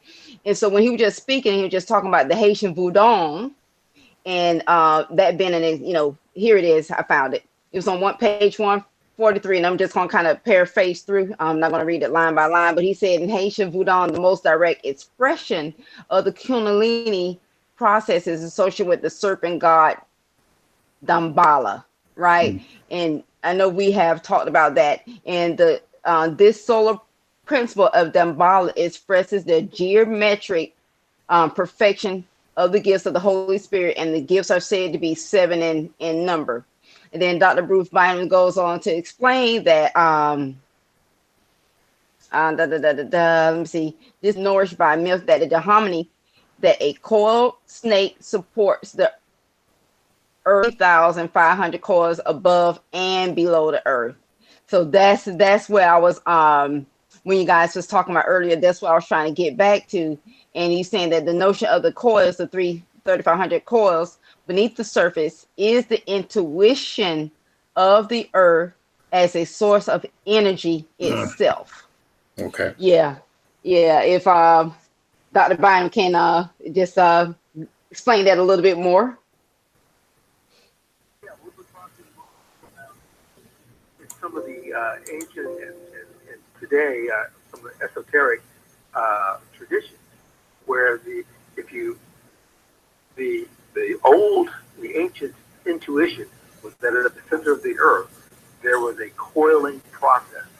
Alluded earlier in the program today, the fact that geologically speaking, the earth does have a inner coil at its very basis, and it spins the solid core of nickel and other metals that are solid at the center, and they spin faster than the surface, and they spin around, and they spin the coil, the molten earth also, and it sends up spirals, and it sends up a torque or a twist. And if you quiet your mind sufficiently, and you quiet your body sufficiently through your breath and the concentration, and you get your body quiet enough so that you don't notice your external body so much, what you will notice is your internal body, particularly around your spinal line, having this sense of sort of turning or coiling or torque. And That is the basis for many spiritual traditions. And in the West African traditions, it is the one that we alluded to before, where they sometimes even symbolically will sit atop a harmless serpent, but to symbolically sort of manifest that and also psychologically charge a person up. In many traditions in Asia, particularly those of the Taoists in China, there is the perception that there is energy at the center of the earth, and there's a technique called a circulation of the light, the great orbit. The person goes, focuses themselves, and they go down all the way to the base of their body, and then below the base of their body, all the way to the center of the earth. They imagine, they visualize it, coordinate with the breathing, and then they bring it all the way back up from the center of the earth, all the way up the spinal column, usually the back of the spinal column, all the way up to the top of the head, and then out to the stars, particular stars that they have symbolically identified with for this or that reason, and then bring that energy down from the stars to the frontal part of the body, the spinal line, all the way down to the base and then the center of the earth again. It is the same phenomenon because their intuition is that that is what it is. It's called the Great Orbit in Taoism, T-A-O, Tao, T-A-O. It has been used for thousands of years in the Taoist tradition. It is based on the same perception of that the Vodun masters have. It is based upon the same experience and perception that the Kemetic priests used to use. It is the same because the human physiology, human neurology, human neural memory is the same. Some have greater access to it than others based upon the traditions and the disciplines and so forth, but it's there rooted in all human beings in all historical times. And it has been in our species for at least, a few 100,000 years, probably longer. Wow. I have okay, because you just stated something that made me think of the chakras, right? So I do this whole process, and I just I do this process where I go through my chakras. So I ground myself, I connect myself to the earth, try to go as deep down as I possibly can, connecting myself to the earth. I bring that energy up, right? And I bring it up as far as I can bring it up. I try to bring it up at least, to my heart chakra. And then just what you just mentioned, then I reach into the ethers, the astral, and bring that energy down as well, through the crown, through the third eye, in a liquid form. And then by the time I get to the heart, I start mixing the two energies. So is that this? Okay. And excuse me for my ignorance, but I'm going to ask it. Is that part of getting the body ready to raise the Kundalini? Because in my mind, I'm thinking that's your okay. Yes, it is. It is getting the body ready to do it. You have to, and it is very important to clear your channels first, okay? To make sure that the passageway is clean, it's clear. It is very critical if you're going to be doing the Kundalini energy, that you master the three fundamental locks at the body so that the energy does not rush through and destabilize you. And there are three. There's one at the base of the body called Mula Bandha. It's associated with the anal. With the root chakra. Yeah. Yes, one in the pit of the stomach, and there's one in the throat. It's really important that you learn the mastery of those so that you can sort of move the energy through like locks in a canal, so to speak, and so that it doesn't get disoriented. And it come up through the central channel. There will be a tendency at times for it to go off to one side or the other. Like when you look at that medical caduceus, there's a hole in the middle, and then there are two serpents on both sides, and they cross. Where they cross on that pole is where the chakras are. What the chakras are, or energy vortexes, and they're also sympathetic nervous system plexes, where our nervous system has an amplification or condensation or an extra amount of nervous plexes that meet there. And those are, we perceive them to be energy vortexes of one kind or another. And so that's, the traditional word is chakra, and that's fine. But they have a central nervous system and a sympathetic nervous system, parasympathetic nervous system correlate based upon them. And so that's why it's very important to learn how to regulate your breathing, know about those three fundamental locks, and know when you are raising the energy.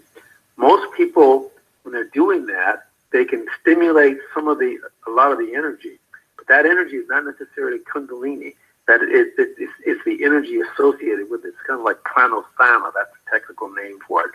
It is the preparation of the energy. A crude analogy would be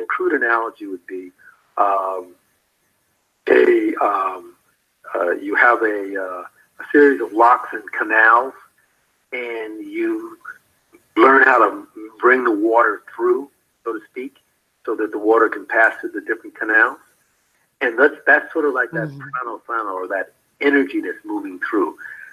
But the energy moving through is not the fish that may be in the water. The fish is the Kundalini, okay? And she is decidedly different. And she is alive and awake in a very different kind of way. She's more subtle. But when she's electrified, you will know it. And so you have to be prepared for it. So I do believe that one of the great gifts of African and Indian people, from India, and African peoples to the modern world is the resurgence and the rebirth of Kundalini. I believe it's going to be the basis of the awakening of our species. I really do. I've never said that before on radio, but I do believe it's going to be the basis of the enlightenment and the awakening of our species at some future time. We're heading into difficult times. You know that, right? Yes. Yeah, I know that, and I can sense that. And you know what? I'm in agreement with you, because there's no other way. Well, from what I can sense and see at this particular moment, there's no other way. It's not going to be no baby Jesus coming up out the sky. It's not going to be brimstone. It's not going to be no government, no political system. It's literally going to take something psycho-spiritual, as to take place, it just can't be no other way. But when you're speaking on the every time there's been a significant leap or change in our advancement, quote unquote, as a species, it's always occurred in the midst of some vast climate change. Our species, I shouldn't say our species, our evolutionary line broke away from the eighth great primate line in East and South Africa, particularly East Africa, with the rise of the Rift Valley, and it separated different ones, and that's how our line, the hominid line it's called, evolved and broke away about 6 or 7 million years ago from the ape line. And then during different climatic changes on the earth, different forms of us rose. There have been many different forms of sort of like us running around at different times, and all of them went extinct except us. And we finally evolved out of the line that included Homo habilis, the man, the creature who made tools, and so on and so forth. And we got more sophisticated. And then there were a lot of variations on a theme within that.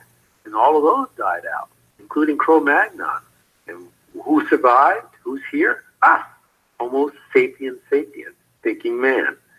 So there have been a lot of us there's been a lot of experimentation on the part of nature to get us to where we are now.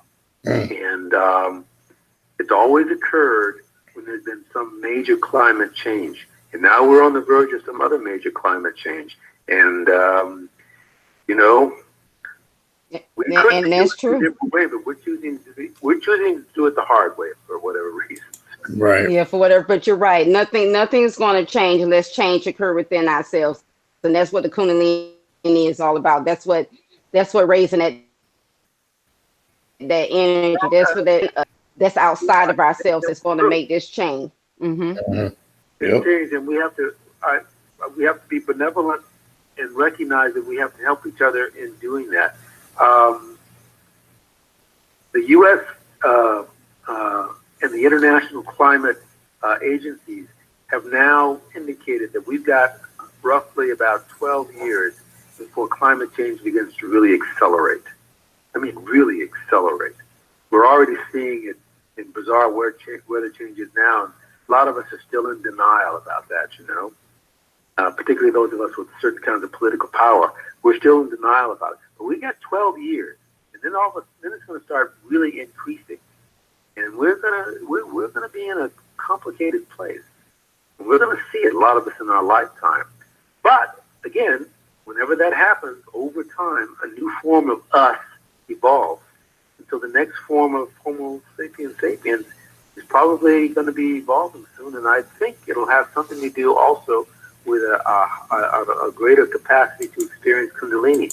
And I really believe that the spiritual traditions and genius of West African peoples in particular, and those of ancient Dravidian India, will quicken those of all the rest of our brothers and sisters on the planet. I have an optimistic view of how this is going to work out, okay? I'll put that out there. But I'm putting it out there, an optimistic view, that we will collectively awaken. And Yes. when we do, it will be a glorious time. Yep. Definitely agree. All right. I appreciate that. I'm going to try my best because we got a ton of questions online. I'm going to go through them. Let's see if we can get through them.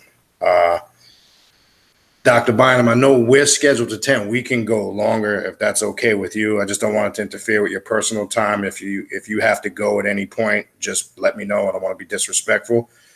So just I'll try to get to as many of these questions as I can. I know we ain't going to be able to do it in 15 minutes. I mean, I have some time if you do, but if you have to go at any point, just please let me know. I don't want to hold you up. I'll Okay? let you know I do have something set up at about 10:15. Okay, so let me go do. No problem. So let me we'll get you back. So no problem. Let me go through a couple of these here. This was one question from Bafra, and then I'm going to get Trident's question next. This was asked earlier. Why is the spinal or the vertebrae the first part that forms within the human fetus or embryo? You're talking about the neural crest. The neural crest, for people who are listening, is the part of the fetus that begins to show itself after there are multiple divisions of the cells, Right. Beginning in the earliest stages. And as it begins to be differentiated more and more and more, the first line of direct energy to the system is literally, it's a direct current. It's a direct current. Along that is melanin, and melanin conducting energy along that particular line. It's a physiological thing in embryogenesis. And the first thing that begins to evolve in the most primitive way is the spine. And then from that begins to develop our other organs. Right. The outline, the adumbration of our other organs are heart, lungs, liver. Obviously, they're not functioning; they're just beginning to develop. If you've ever played with a tadpole or pollywog as a kid, and you've watched them develop into frogs, you kind of like see that process. You sort of see the single-celled jelly kind of thing of the frog, the eggs. Yes. And then if you don't disturb it, after a while, the little legs come out and they become polywogs, as it moves around in the water. And then after a while, it gets more sophisticated. Eventually, it drops the tail, and it's the It's a four-armed little frog, and then eventually the frog crawls out of the water. Okay? Well, that is essentially the story of embryogenesis, except in the human being, it's radically more sophisticated, but it's the same story. Right. It's the same story. And Right. the spine is the first thing to develop. Again, the vertebrates, when we came out of the ocean, that's the path we took. And if you notice, as we get more sophisticated in evolution, from the mammals, from the four-legged creatures who walk upon the earth, who have backbones and spines, horses, dogs, so on and so forth. And then when we get to the great apes, they're the ones who are beginning to periodically stand on 2 feet, briefly. Right. And then eventually, as we get more sophisticated, they're standing on 2 feet more often, until eventually we get to us, who are standing up and rising up towards the sun. Okay? Right. So it's about becoming our spinal lines becoming erect and reaching back toward our source, the light of the universe itself. So Right. it's a very physiological narrative there. Right. Okay. I'm gonna try to squeeze just a couple more in. Trident 72 asks, do you feel electromagnetism is involved with physical attraction in any way? When you say physical attraction, what do you mean? I mean, the way it's typed in, I don't know if the end of maybe Trident 72 could type something down. I would assume, based the way the question is written, as far as being physically attracted to somebody, I would guess that's the way it was written. I don't know if that makes sense. I don't really know. I'm sure there's some aspect of it, but I don't know how much. But, being also physically attracted to someone has a lot to do with pheromones, Right. smell, and all kinds of other subtle factors. I don't know. So I guess it's within the general domain of electromagnetic, but there are lots of other things that greatly contribute to that. Right. Right. Okay. And this next question, this is from Oni. What kind of possession or mountain pushes you to the floor? Is it some huge force that presses your shoulders, or you are incapable of standing up straight, or would you? Well, anyway, the question is, what kind of possession or mountain pushes you or creates that? I think you kind of answered that earlier, though. What kind of mountain? Like, what kind of when a spirit or a law is mounting you? I see what you're saying. I see what you're saying. Right. I see what you're saying. Depending on your background and your personality and your particular sensitivities, you're going to be more susceptible to a certain loa than someone else, and that's a complicated story. But yeah, you're not going to be equally attracted to every loa, and not every loa is going to be equally attracted to you. Right. So it's a complicated story of your own individual development and what your nervous system is capable of doing, what it resonates to, and so on. Right. Right. Okay. And I'll squeeze this last one in there, and then I will let you go. This one, wait, I just lost it. Oh, okay. Is there a reason why African Americans' voices are heavier in vibration than, say, that coincides with the rhythms and chants of African spirituality? Is there any connection there?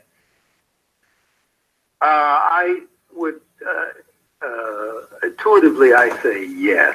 I would be hard pressed to give you any scientific or medical basis for it. Right. But my intuition is that yes. Okay. All right. But, all right. But I don't have any. I can't medically, justify that. Gotcha. It's just an intuition, a feeling on my part. Right. And I think that's kind of how the question was posed. All right. Just so we don't hold you up, I don't want to get into. We'll get you back, Dr. Bynum. I'll get in contact with you. Check your schedule. I'd like to do like we used to do. Get you on a periodically here. when you're able to. So I'll check with you your schedule, because it's just amazing how with this book I always have a whole bunch of stuff mapped out and I get to about 20% of it. So it's one of those works of writings. And if you don't have the book, I want to tell all the listeners, get the book. Just got to Google it. It comes up in various different platforms. But it's just so much information to go in here. You could stay in one chapter and discuss that for hours. It's that type of book, literally. And like I say, every time I prepare material to discuss with you, I'm lucky if I get to 20 to 25% of it. So I appreciate you coming on. And like I say, I'll definitely be in touch with you and see what your schedule, when you're able to come on again, and we'll go from there. Yeah, I appreciate you as well, Dr. Bynum. About it, really. Yeah, well, we enjoy it, and the listeners do too. So I'll be in touch, and you enjoy the rest of your evening and have a good weekend. Good weekend. Enjoy. Thank you. All right, people. We're going to stay on for a little bit more, go through it again. I want to thank Dr. Bynum for coming by. A lot of stuff, people. And again, if you don't have the book, I know a lot of the listeners do have the book, but if you do not have the book, I recommend you get the book. And when people always ask me a good place to start, or some good books, etc., I get that question a lot. I get it in emails. I'm always referring this particular book and this particular work because I think it covers a wide range of topics. I think it gets in depth and in detail. And really, in essence, we were talking about one small section of the book for this. And I know a lot of you had more questions here. I just, unfortunately, due to time, I couldn't get to them. But we will get Dr. Bynum back on. So I would encourage you to maybe write your questions down for next time, so you don't forget to ask him. And again, I'll try my best to maybe shorten up the interview process and maybe get to some questions a little earlier for time's sake, so we have a little more interaction. But like I said, we briefly touched on such a small portion of the book and a lot of the stuff, but we jumped around a little bit. But a lot of the stuff, if you do have the book, was in the first section, and it started on page 22. It kind of went on down. I kind of jumped around in there a bit, and I skipped other portions of the book. But it's that type of book, because you might encounter something in one portion of the book, if you've read the book in its entirety and you're familiar with it, that kind of taps into something later in the book, and vice versa. You might get to something later in the book that expounds a little more in depth on some of the stuff you might have read in the earlier stages of the book. So it's one of those reads. Yeah, you can jump around. You can do that with any book. In my opinion, it's not the type of book at some point you should ingest the entire book, in my opinion, because you might be jumping around and skipping things where some of your questions are answered in other sections of the book. That's why I say that. But again, that all the material we cover was in such a small section and area. But we'll get Dr. Bynum back on. So what I'm going to do is I'll go through some more of your comments. Let me just check on this side here. Make sure we ain't got nothing on the chat. I didn't see anything in the other chat. Looks like everything's on the other side. But again, if I didn't welcome you in earlier, peace and greetings.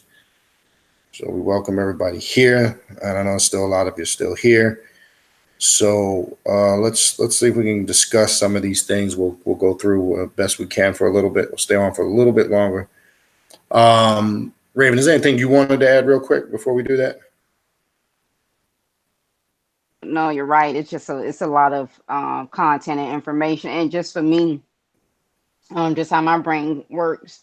And when I was mentioned, trust me when I tell you guys, if you can get through those, it'll make my mind is not so scientific. So just to hear it or to read the previous books opens up where you have a greater understanding of where he's coming from with that dark light consciousness. It honestly it'll explain a lot.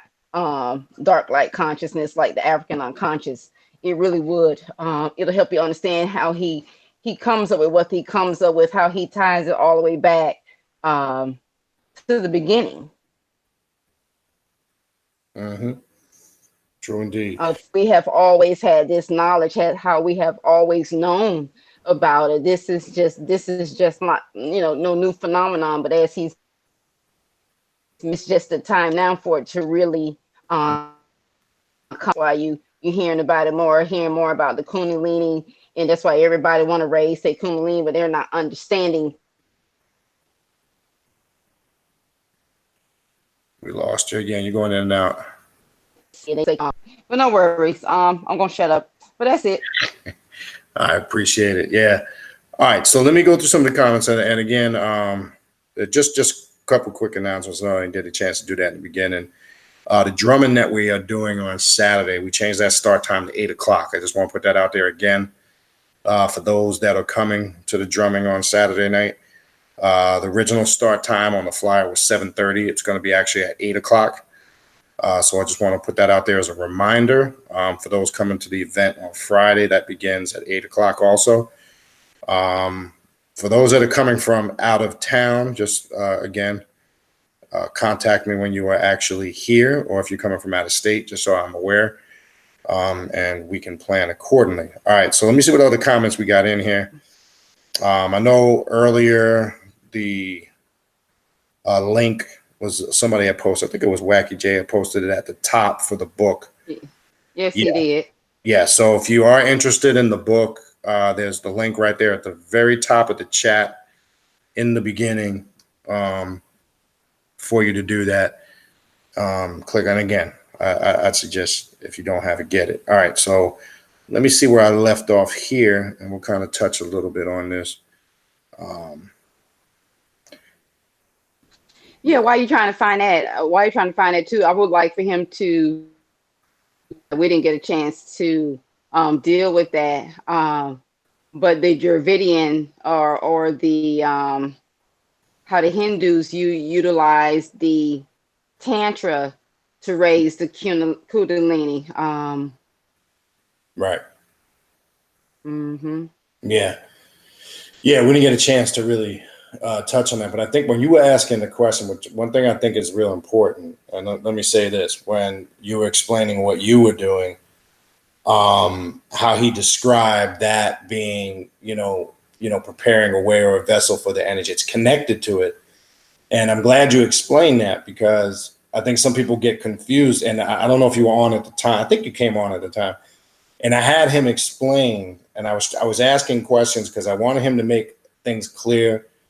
To take the spookism out of the Kundalini, to take the spookism out of the possession and mountain and working with the Loha and the spirits, because I still believe, in my opinion, people are kind of religiously spooked out about that. They're still very aesthetic about it. They still look at it in faith, belief, and awe. And I'm not talking about people that are not on the path. I'm talking about people that are on the path. One thing I like about Dr. Bynum is, and the beautiful thing about having him on, I look at him, and he's a doctor, but I look at him more as a scientist. And he basically is touching on a lot of science, but he made a statement in the very beginning. And even though he used the term, he said spirituality and religion and science, there is no separation. And when he said that, as far as the religion part, I want to make this clear. He wasn't talking about what we know as modern day religion. And he used that. He made a statement in correlation to the ancient Egyptians, how they never differentiated between those practices. It was all connected. Mm-hmm. But that's when it was sound and it was in harmony. And I want to make that clear. We need to use that same formula on this path. Now, if you want to refer to the religion as our spiritual practices, not religion as monotheism, let me make that clear. I brought that up because we got to start looking at this path as being able to harmonize all those aspects. Spirituality, science, and religion would be the actual ritualistic work and practices that you do, right? Where this confusion and chaos comes in is, as he explained, over time, this shit started to get separated and broken down into categories where individuals chose to gravitate towards one more than the other. And you see that today because you got some aspects of consciousness where they're too scientifical. You got some aspects where they're too religious, and whether they're conscious of it or not, or they're too historical. And I think what's a unique thing about this book, and also which we didn't even discuss, which some of you might or may not be aware of with Dr. Bynum, he's actually extensively, traveled the world, and he's actually Mm-hmm. he doesn't talk about it a lot, but he's been initiated in a lot of the systems that he's talking about. He just doesn't feel the need that he has to. I mean, he mentions it briefly in the book, but I want you to factor that in when you're reading the book. You're reading it from somebody's perspective, from experience. And I think with mainly African spiritual systems, it's a different perspective from somebody that has experience on some level. Don't have to necessarily be fully initiated, but at least has thorough background and experience in it, as opposed to somebody that just reads a bunch of fucking books and thinks they know something. And that's why when I teach on it, again, I'm teaching on it also from experience, not just because I read a bunch of books on it. And through that experience, the goal, and I get that's the message I got when I first encountered his material. It helps you to understand the importance or lack of importance of the whole initiation thing, and if it's for you. And one of my takes, I'm highly influenced from his perspective on it, and that's why you always hear me give that information as I pass it on to other individuals when they bring up the whole concept, should I not get initiated? It's personal. But I always follow it up with, make sure you understand in those traditional systems, you are obligated, to oblige by the way they're set up. You don't have that liberty and freedom to deviate as you would on this path of self-mastery, where you can do as you choose, pick and choose what's correct for you and what may not be proper for you. So I want to make that clear. So you should look at it from that, that viewpoint. Now, when you mentioned the tantric, right? And I brought up the fact, and I think you were on at the time, about the Kundalini not always being pleasant. And Right. I brought that up because in reference to Kali, okay, where people will jump right into the tantric and the Vama Marga. This is why, because as he said, if you don't prepare yourself and cleanse those avenues that the energy is facilitated with, that's when it can create problems for you, become difficult. Now that confirms what I've been saying for the longest time, that look, you start fucking around and working with the tantric energy, and you got all types of issues and blockages, that's going to create issues for you. And anybody that's pointing you in that direction first, but not telling you to do the work to get yourself right and prepare yourself, is doing you a disservice. Okay. That's why I brought, and I'm if you paid attention to my line of questioning, I did. Okay. So I wanted to make that clear. Yeah, we had a spooky in here earlier, and I just want to make this clear. I'm not going to focus too much on it. Man, listen, this is not a religious forum. No. If your goal, we had somebody in here that thought they were incarnation of, in their mind, whoever the fuck they think Jesus is. We're not going to get into all that back and forth rhetoric and debate. That's personal. If that's what you believe, power to you. But it's not the forum for that. Nobody's going to really buy into that. And anyway, you guys probably saw it, but I deleted all that shit. Yeah, but the crazies come. What else we got? Well, that's why too, I was now mentioning again that if into his earlier books to help dispel some of that myth around possession, because he does still talk about that in the African unconscious.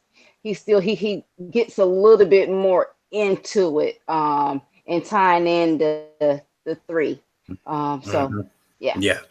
All right. So again, if anybody wants to come in live on the YouTube, just type it in and I can send you the link to your email if you so choose. If not, we're just going to breeze through these questions, try to stay on for a little bit longer. Shango Ray TV says, shout out Brother B and all present. Excellent info and work. Thank you. Well, we appreciate you too for tuning in and listening. There's a question from Bafa Marga. She had asked it to the doctor, but I'll try to touch on it and she can always represent this question. I was going to ask about the Naga and the serpent people, and it's funny she typed it in. She types in about the ancient serpent cults of Nagas and why they worship the Kundalini or the serpent power, and what is the importance of this dark magnetic energy current for us now. His whole theme of the book really is that, and that's why I in the beginning, not sure if you were on in the beginning, and I went to that chapter, that's when he talks about darkness, being, or light being engulfed in darkness. As long as when we understand, see, and I think, and I know Boffa didn't present this question, but I'm piggybacking off of that, presenting the question. I think sometimes when we hear dark side or darkness, again, individuals that may not be quote unquote conscious, their mind tends to wander to negativity and evil. Dark side represents, again, you can use the term primordial chaos energy. You can use that core essence where all things have their origin or existence, or those primary sources, be it via creation, energy.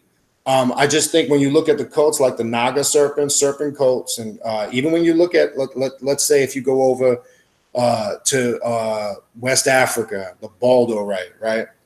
When you look at how that whole ritual, and if you look at some of their symbols, and as he described, if you look at his description in his book, the Catechist, and how he describes the Kundalini energy being a serpent, and how he has it described or illustrated on page 44, he kind of goes into that. It's about being able, those cults were all about being able to open those energy centers up and reach those higher states of consciousness or awareness. But they say dark side or dark energy because that's what the book is basically about, dark light consciousness, all of that.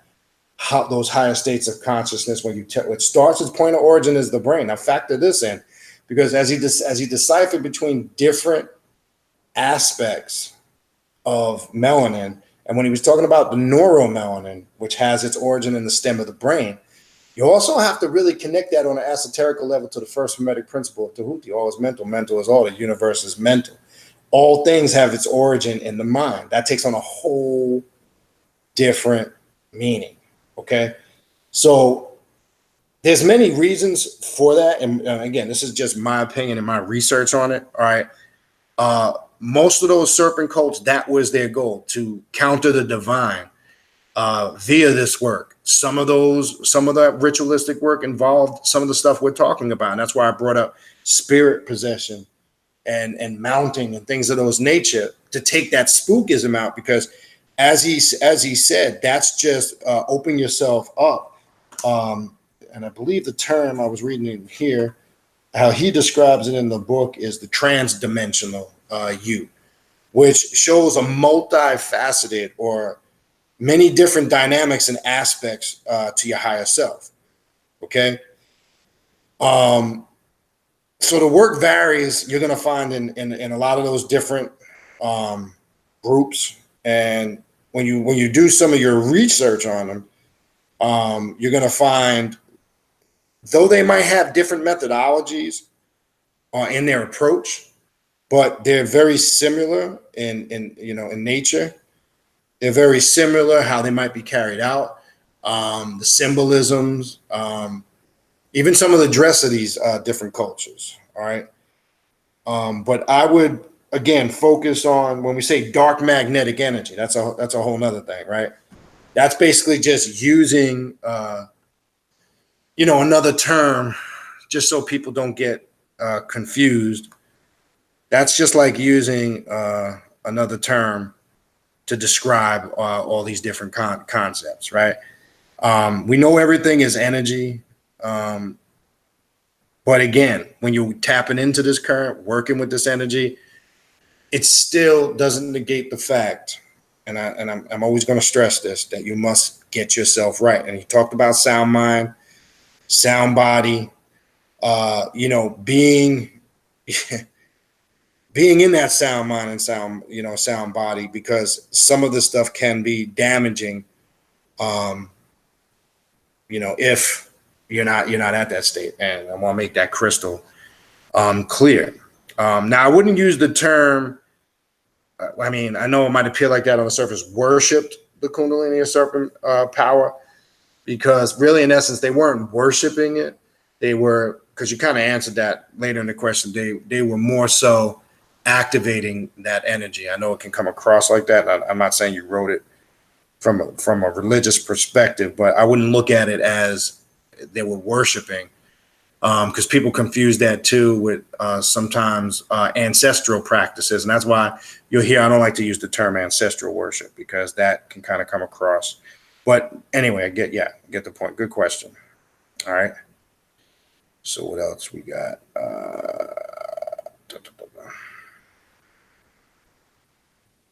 Yeah, and one of the tribes I was referring to the Baldo, right, for an example, the Dogon of Mali.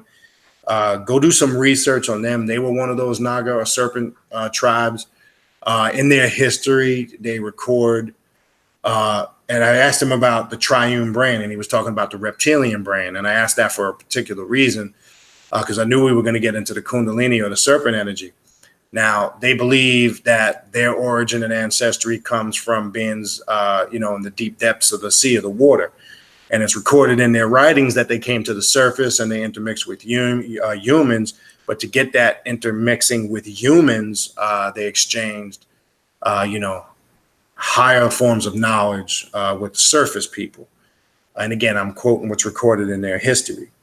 They also have a group of people, you can actually pull pictures of them and Google them, from this reptilian human mixing called the ostrich people, because these people have webbed feet. There's actually pictures you'll see of these individuals in these tribes with feet that look like kind of mermaids, like webbed fish, reptilian feet. Now, again, you do the research on your own. I'm not telling you to accept this. I would encourage you to go do this research. And they worked with that higher aspect when you're talking about being connected or locked into the full capacity. And that's why I brought up the triune brain, being locked into the full capacity of our mind power. Now, I forget what to say. There's always that phrase, the small percentage that we actually use of our mind, right? Because remember, when you look in the book, he uses that Kundalini energy, and when he shows it as a serpent, he shows it rising up, right? It's coming from the root. He mentioned the 3 key points. The first one starting with the navel, and he shows in depth the chakra centers and how it rises up like coiled energy, and he connects that to the nervous system, the magnetic grid of the planet, and our relationship with the nervous system and the energy of the planet. That's all important. That's why anybody that knows about chakras will tell you one good way to get grounded in your root chakra, and I've always tell people this, is to walk barefoot on grass, beach sand, or sometimes just ground, concrete, depends on where it is. But here's one thing. If you ever noticed, if you've ever traveled, right, and wonder why you get sick sometimes from a lot of traveling or you don't feel the same, that's because your electromagnetic energy that keeps you centered is going to be strongly connected to where you spend most of your time. So let me give you an example. If you travel a lot, I always tell people this to regenerate yourself. When you get home to where you spend your most time, you'll find one way you'll feel better quick is take your shoes off and walk barefoot. So you can get that energy can recharge and balance you out and get you reconnected. Because you remember, when you're traveling to other areas, you're tapping into all different types of energy. You will find, trust me when I tell you, if you get zapped a lot when you travel, come back. When you get back, if it's your backyard or right in your locale, walk on some grass or some dirt, and you will see how quick you will start to feel better because of a lot of things that we're talking about. All right. What else we got here? I'm going to try to go through these quick. Keona Carter says, and isn't Voodoo pronounced voodoo? It just depends on the tradition and the language. Voodoo is the more ancient pronunciation of it, going back to Africa. Voodoo is more modern French, and it deals more with the voodoo terminology that you get from the more modern voodoo practitioners. But it's all connected. It's different aspects of the same thing. It's no different than saying Set, Sotuk, or Seth when referring to an Egyptian deity. It just depends on the culture and the language. That's really all that is. So it's just a matter of what particular system you're coming from with the pronunciation of the word. Oni says there is no Satan. It's a mindset. That's true because it's an archetype. But if you choose from a Luciferian perspective, I always say this, if you choose to look at it like that and you work with it and you get results, that's on you. But there are other people that don't look at that from a factual standpoint because, to me, that's religious. And I'm going to say this, and I've said this many times before. You have a lot of people, quote unquote, who practice what you would call modern day Satanism. And I find some of them to be just as religious people because they spend most of their time and energy being the antithesis to God or Christianity or monotheism. To me, that's a waste of time. When you look at it from a higher state of mind, and they really are all just categories or character types or archetypes, because, for an example, this character we'll use that they call Satan or the devil has many other names and titles: Lucifer, Azazel, you name it. The list goes on. Beelzebub. They all represent different archetypes of the same thing. You can even look at that when you go into Islam. I've explained that many times before, right? You have what the Muslims and the Sufis what they call thicker or dicker, as some pronounce it, the 99 attributes of Allah subhanahu wa ta'ala, which is the same God, but they break down into fragments of the different attributes that it represents. Again, that's another character type. So it just depends on your level of thinking, your level of study. I don't look at any of that stuff as literal because that's when we get caught up in religion. But if you choose to look at it from that perspective, that's your complete choice. But you must also know there will be other people with a varying difference of opinion. So it just depends. All right. And Kiona types in, Satan is very real. We should thank him for keeping all the intranquil spirits away. Yeah. Now, when you work with that on left-hand path, again, I would like to add this. It just depends on what system you're coming from. Now, as black adepts and magicians, all energy is productive. It's just knowing how to work with it, because a magician could actually use intranquil spirits for their benefit if they're doing work. That's a whole nother story. I'm not going to really get into that. But Satan represents the concept. Remember, it means the adversary, right? It represents an individual, again, that's not a nonconformist, that thinks for themselves, that is on their own path, that is the sole governor of their spirituality. That's what it represents to somebody on this path. So in that sense, yes, I would agree with that. But again, if you take it literal or you use it aesthetically, that's your choice. There is no right or wrong way. Remember, this path is about using methodologies and systems that work for you. But understand, you might use something that works for you, but it just may not be right, or something that another individual utilizes. We have to understand that. That's what this path is about. All right, what else we got?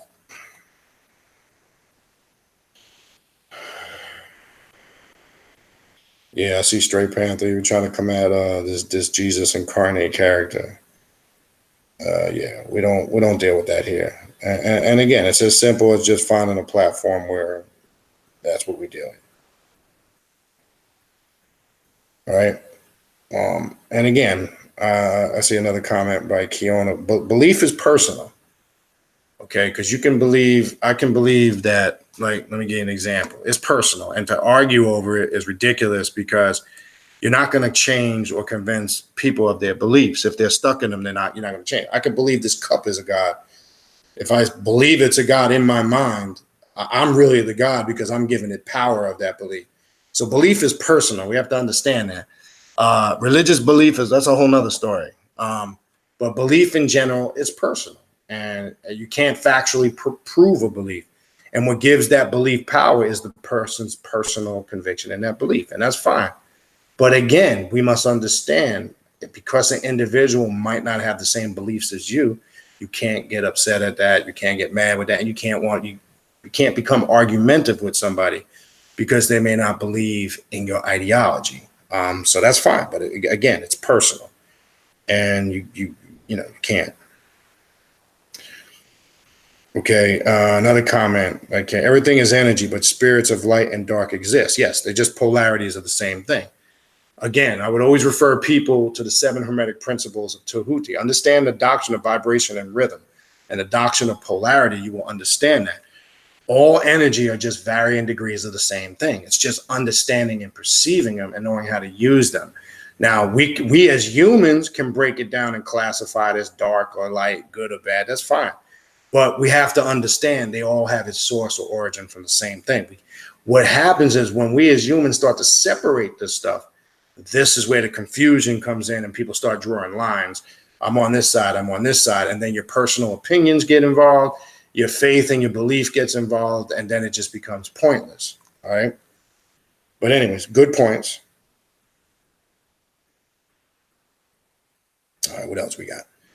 But Keon is you're bringing up good points, good things to think about. Definitely. Okay, good question by Baffle. What causes the serpent power or Kundalini to activate on a sexual level, and how is it connected to the pineal gland? All right, thanks. Remember, you first of all, to activate on a sexual level, that would depend on what your intent and focus is in when you're going in working with the serpent power or the Kundalini, because obviously there are specific things, rituals, practices, exercises one can do to stimulate that Kundalini energy on a sexual level. So I think that step one is focused on what is your purpose, your intent when you're setting out to do this work. You would have to obviously have the intent to go into that area. All right. I think what causes it by, understanding how that, that Kundalini or serpent energy works when it comes to sexual stimulation, like when you're practicing Tantra or sex magic, things are done to actually activate that in various different rituals or workings. Now, as far as the pineal gland, right, how the pineal gland or how it's connected to it, remember, on all levels, remember, one of the main aspects or focuses of the pineal gland being activated and clear, or when we like to say in alchemy, it's not calcified, is you're able to be open and receptive to these spiritual messages, these spiritual impressions, this certain level of awareness. When, an individual's pineal is not functioning or working correctly, they're disconnected from this. I had mentioned something on the early portion of the show with Dr. Bynum about the neuromelanin being the pathways or roadways or the connectors to this consciousness. And you heard him talk about it, and he said, yes, that would be a good example or methodology to explain it. So one way of getting that pineal activated to the awareness of this and many other things, again, would be to make sure that neuromelanin is functioning correctly. And there's many different spiritual practices, diet, things you can do to get, quote unquote, that pineal gland decalcified. What calcifies that? In addition to just bad food, bad information, right? When you're ingesting incorrect information, or when you have what I call tunnel vision, that you see things one way, and you kind of cut off your creativity and your connection to everything in the universes and the multiverses. You disconnect from all that when you, like, per se, succumb to one particular ideology, faith, belief, or religion. It's going to be hard to awaken those higher energy centers when you're in a dogma that kind of suppresses them and limits them. That becomes difficult. Now, you may not be aware of it because you're submerged in that faith or belief system. And that's something the individual have to figure out. It's not my job or anybody's job to try to bash somebody upside the head and get them to see things the way like I said, that's not my job. I really don't care. I'm not interested in that because people are going to do what they want to do anyway. We have to understand that. When people want to make a change on whatever it is, they got to want to make that change for themselves. Not saying you can't assist and encourage and give information to maybe spark that change, but in the end, the individual has to want to do it. But anyway, that's what I would say to that question. Yeah, I apologize earlier. Sometimes when the YouTube and the talk shoe go simultaneously, the talk shoe gets low. I think I figured it out.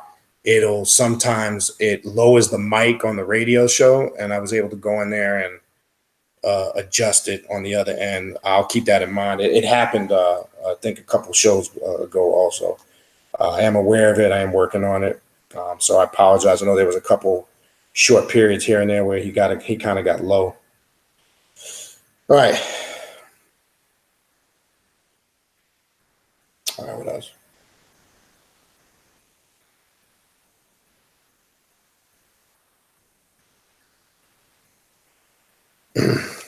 Okay. I'm going to skip some of your conversations for time's sake amongst each other. Sunny D, I see you came in at 9:43, so you caught the end. Yeah, we will get Dr. Bynum back. It is a great book. I agree with you 100%. What I will do next time, I will shorten the interview process and maybe we'll go straight to some questions quicker. Just so everybody will get a chance to interact, ask the questions. Usually he stayed pretty much for the whole 2 hours, but usually he's sometimes willing to stay longer. But out of respect, I didn't want to hold him up. He's doing this out of his own time, and I can relate. Time is important to me too, so I wouldn't intrude on anybody's time and what they got to do. But I will get him back. He's been on many times before, and we'll continue the discussion. And again, I know Raven, you brought up his other books, and I'm glad you did that. Even though this book is the focus when he comes on. If you've read any of his other works, and he mentioned that at the beginning, feel free to ask any questions on all of his books. You know, don't have to just be this book. It just seems he explained, because remember, he said those were the preludes to this book. This book kind of sums up his previous works. He kind of described that in the beginning of the show. All right. All right. What else we got? What else we got? I'm going to skip some of the personal comments. I just don't have time for it right now.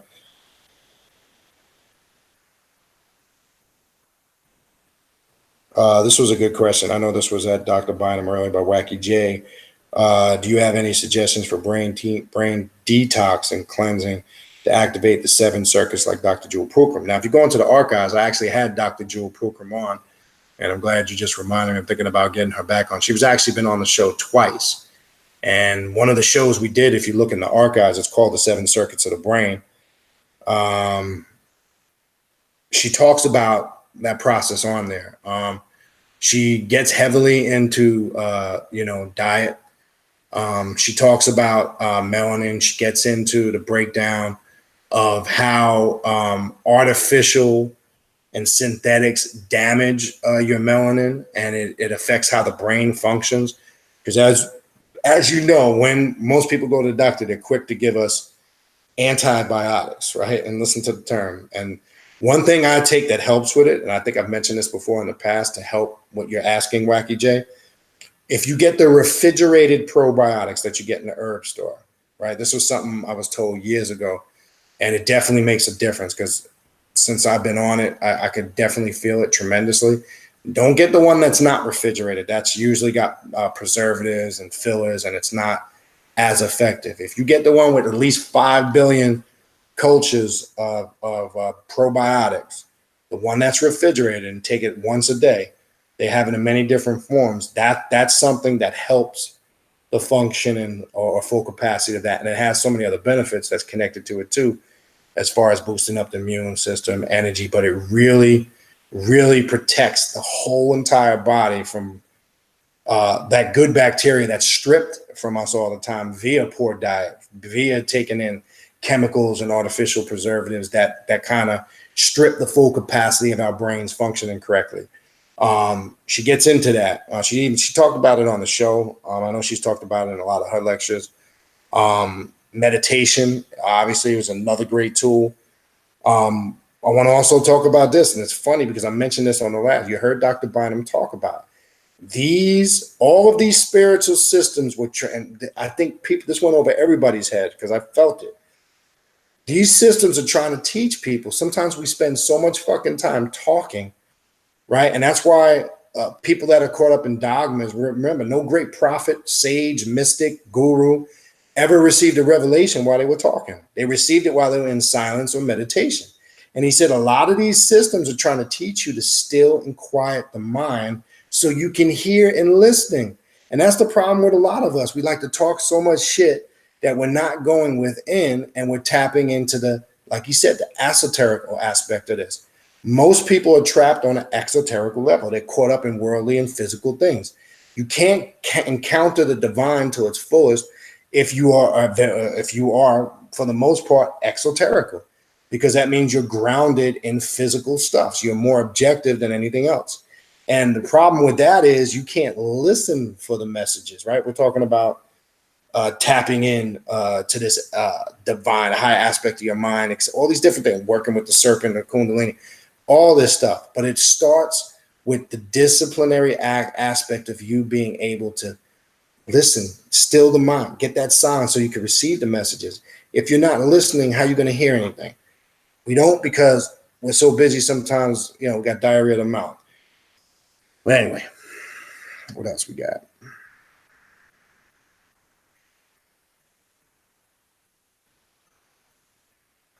Yeah, okay, so that, okay, I'm going to skip through some of the comments you guys amongst yourselves. I just don't have time to get through all that right now. What else?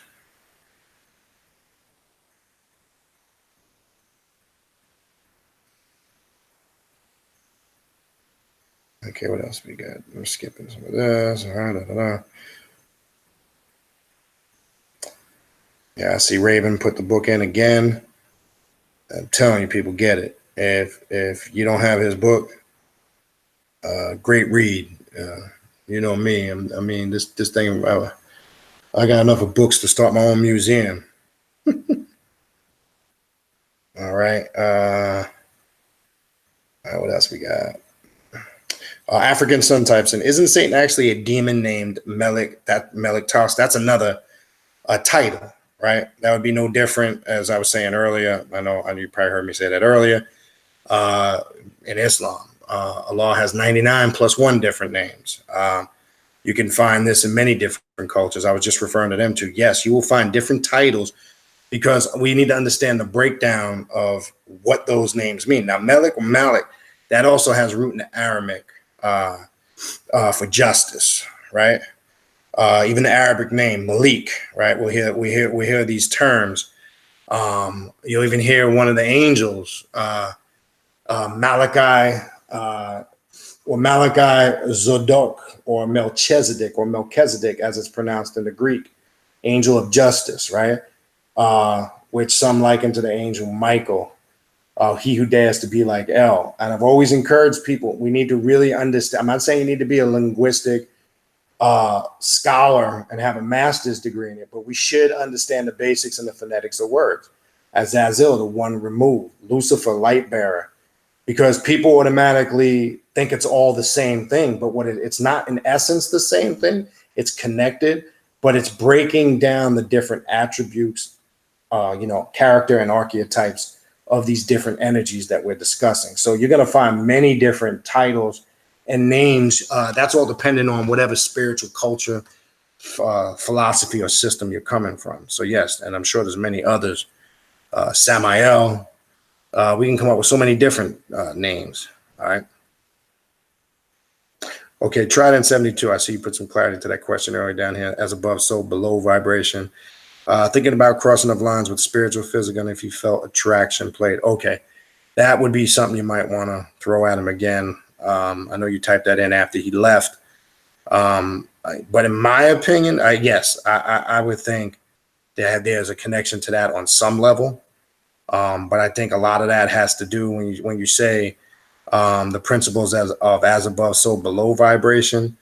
When you say crossing the lines of spiritual and physical, I think a lot of that ties into the person's experience and where they're at in their spirituality, or where they're at in their journey, what their life experiences are, what they're dealing with currently, what they've went through in the past, and where they're currently at now.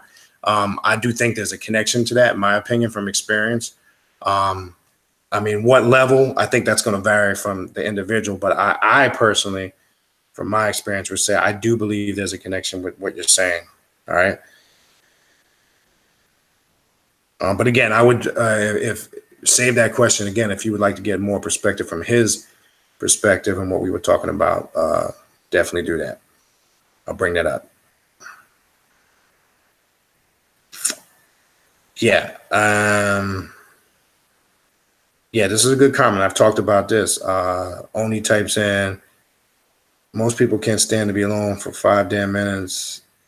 I don't know. Maybe I didn't understand it. All right. I'm not going to try to interpret that. I think the spell checker butchered that question. All right, Wacky J. Yeah, I'm glad Wacky J brings us up about guests, and I appreciate it, the guests tonight. Just to give you some upcoming guests, let me put that out there real quick before we wrap it up shortly. Our next guest, which is next week, you don't want to miss this one. We got Bal Cadman coming on. His new book is out. All right. He actually sent it to me before he released it a few days ago. It is out. It is available on Amazon. Man, when I tell you this book here is probably his most, in my opinion, his most in-depth work, very detailed. It's a very long title. I think it's a great book. Whatever aspect of the occult, left-hand path, path to self-mastery, or just spirituality in general that you're on, I think it's a great book. He's got everything in there from sorcery to conjuring. And the book is called Devils, Demons, and the Ghosts in the Hebrew Tradition, Romancing the Sitra Achra. He gets into the Goetia, or as some know, the 72 names or companions of Set. He gets into Lilith. He gets into Samael. He gets into Eastern mysticism, working with the jinn. He gets into in-depth the etymology of the names of a lot of the demonology in Hebrew. He takes a lot of the spookism out of it because, again, we tend to go spook when we hear that term. I'm talking more so to people that are not familiar with it. Remember, the word demon, D-E-M-O-N, has its root in the word daemon, D-A-E-M-O-N, which the Greeks referred to in Greek spirituality as the higher or the true self. And I want to be clear, that word demon became something that was connotized or associated with negativity or evil via monotheism. That didn't start to happen until way, way later. All right. So we need to understand that when we're talking about working with demons or your personal daemon on this path, we're talking about your higher self, your real you. We're not talking about the Exorcist, Linda Blair spitting up vomit everywhere and all that shit. That stuff is what was done in tech. You heard what Dr. Bynum said when it comes to possession, working with those higher levels of spirituality. It's mostly comes from Western philosophers and Western writers whose intent was to attack it and criticize it and make it spooky and make it scary and make it negative because that was their intent, because it didn't line up with their personal ideology. So I want to make that clear. When we're talking about that, we're not talking about the established shit you read in books and on the internet and from a lot of these westernized philosophers and their opinions on it. We're talking about encountering the divine, the real you, the higher self. And he gets into it very in depth in his book. That's what working with real demonology and demons is, and understanding the energy of it. I know some people may not grasp that or understand it. That's because you might, again, have your own perspective on it, and that's fine. But we'll have Bal Cadman on next week. I'm excited to have him on. And as you know, he doesn't do a lot of public appearances, next to none. The first appearance he did was right here on this show. And I've been fortunate to have some type of relationship with him and communication with him. So I'm looking forward to it. The book is out. It is available on Amazon, and it was released a few days ago. It was going to be released on the 28th, but he got it done a little bit early. He was going to come on the 14th, but he wanted to make sure the book was done and was out so we could discuss it. Now, when he's on, it's not going to be limited just to that book. If you got questions on any of his other work, feel free. So he'll be here on the 28th. Excuse me. The following week, I definitely don't want you guys to also miss. We're going to have on March 7th, we're going to have Priestess Aset Ra Amen. I told you guys check out her channel. She's been at it for a long time. She's thorough.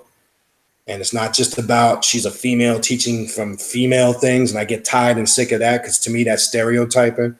I think we got to start uplifting females as just being teachers in general. Stop acting like females can only teach on female shit. It's got to be about female male stuff. That gets me nauseated. We got to start bringing warrior sisters out in the front that could teach on this shit regardless, that could teach the men, women, and children. Fuck all this. Always got to be a female topic with females. That shit is nauseating to me. And to me, what we're doing is we're being chauvinistic and stereotyping like they do in chauvinistic religions, whether we're conscious of it or not. So we got to stop that shit. A teacher is a teacher, regardless if they're male or female. I don't look at it like that. If somebody's dropping the science, they're hitting home with it. I don't care what they are, as long as they dropping it. And in my opinion, she's one of those females. I don't look at her as that girly girl female stuff, even though she drops the science with that feminine energy. But she drops it on demons, spirits, left-hand path, the occult, magic, Egyptology, you name it. She's fucking with all of it. And to me, that's the sign of a well-rounded teacher, regardless if you're male or female. So don't miss her. She's going to be here on March 7th. We're going to have her live. And I really like to see you guys show up for that one, especially the women, not because it's a woman thing, but so you can see a strong woman that can hold her own, just like a male could, just like I could, or anybody else that's doing this. Just like Raven, any of them. I want you guys to be able to see it for yourself and experience it. And we got to get out of this. It's about female girly girl shit. That's annoying. It's not always about male masculine shit. That's annoying too. But anyway, don't miss her on March 7th. And then don't forget March 9th. Okay, I got to keep plugging this in. We're doing a special Saturday afternoon show at 4:00 Eastern time. We're going to have Richard K. Page on. He's a world-known Luciferian and author. He's put out several books. Due to the fact he lives overseas, there's a 6-hour time difference. So we are scheduling that show for Saturday afternoon. So it works out with his time zone, which, common sense to be respectful. That'll be 4:00 Eastern time on March 9th. Don't miss that show. So mark that down. That's going to be interesting. That's one of my main areas of interest. I'm very familiar with his work, and I'm looking forward to really, having him on. And then we'll have more. But on March 14th, Bokor Rodney Coleman will be back on to talk about voodoo and the hoodoo spiritual system of New Orleans. We'll be talking about the Odishi. We'll be talking about working with the Loa, the Petro, the Loa spirits. We'll be getting into all of that stuff. We're going to be going in hard on that. He's excited about coming back. He loves to be here. He's been on 2 times before. I'm going to make it a point as far as Bokor Rodney Coleman and Dr. Bynum. They will kind of be regular guests. I'll try to get on at least once a month or once every 6 weeks or so. So definitely don't miss that. Be greatly appreciated for you guys to show up to those and get your questions answered. All right. What else we got? I think, I think it's just a couple more here, and then I think we got everything for the time being. Yeah, but to finish off that question about stilling the mind, some people can't be in a quiet, dark room by themselves. They can't sit still because the real them starts to rise to the surface and fear kicks in. And then their mind starts playing tricks on them in the dark. They think the boogeyman's in the room or something's out to fucking get them. And really what they're not understanding is their real self emerging. What they're really fearing and running from is their true thoughts. We call it the shadow self on this path. You must understand the shadow self in order to reach that state. When it's all of this stuff we're talking about, working with Kundalini energy, serpent energy, these higher sciences, clearing the paths, as Dr. Bynum referred to it. If you're not able to do that, you're going to struggle. Trust me when I tell you. You don't have to take my word for it. You'll experience it. All right? Yeah, and then again, I know Friday, we have the ritual. Saturday, the drumming has been moved to 8:00 instead of 7:30. So if you are coming for those, please take a note of that. Tuesday, I'll be back on Tuesday with the regular Tuesday night show. That's just a live feed with no guest. And that's it. I think we got to everybody for the time being. Again, I enjoyed it. We will get Dr. Bynum back. If anybody needs to contact me, you see my email in the description box of all the videos. If you are interested in a spiritual consultation or a reading, you can hit me up at that same email. If you are also interested in signing up for the online classes, if you are interested in signing up for the online classes, they will begin March 23rd. If you need the information on that, send me an email. The email is khnum19@gmail.com. Again, it's in the description box of all the videos. So feel free to send me that link. Bye. So Phil, you can hit me up at the email for any of those aforementioned things, and I will get that information over to you. All right. I think that's it. Let me just check on the other end. I didn't see any questions there. Everything was on this side, but let me just double check. I think, yeah, nothing on this chat. All right, people. I appreciate everybody tuning in. We're gonna wrap this puppy up. And for those that are gonna be here tomorrow night, we'll see you tomorrow night. Those that are gonna be here Saturday, we'll see you Saturday. And for the others, I will see you guys live on Tuesday night. All right. Peace.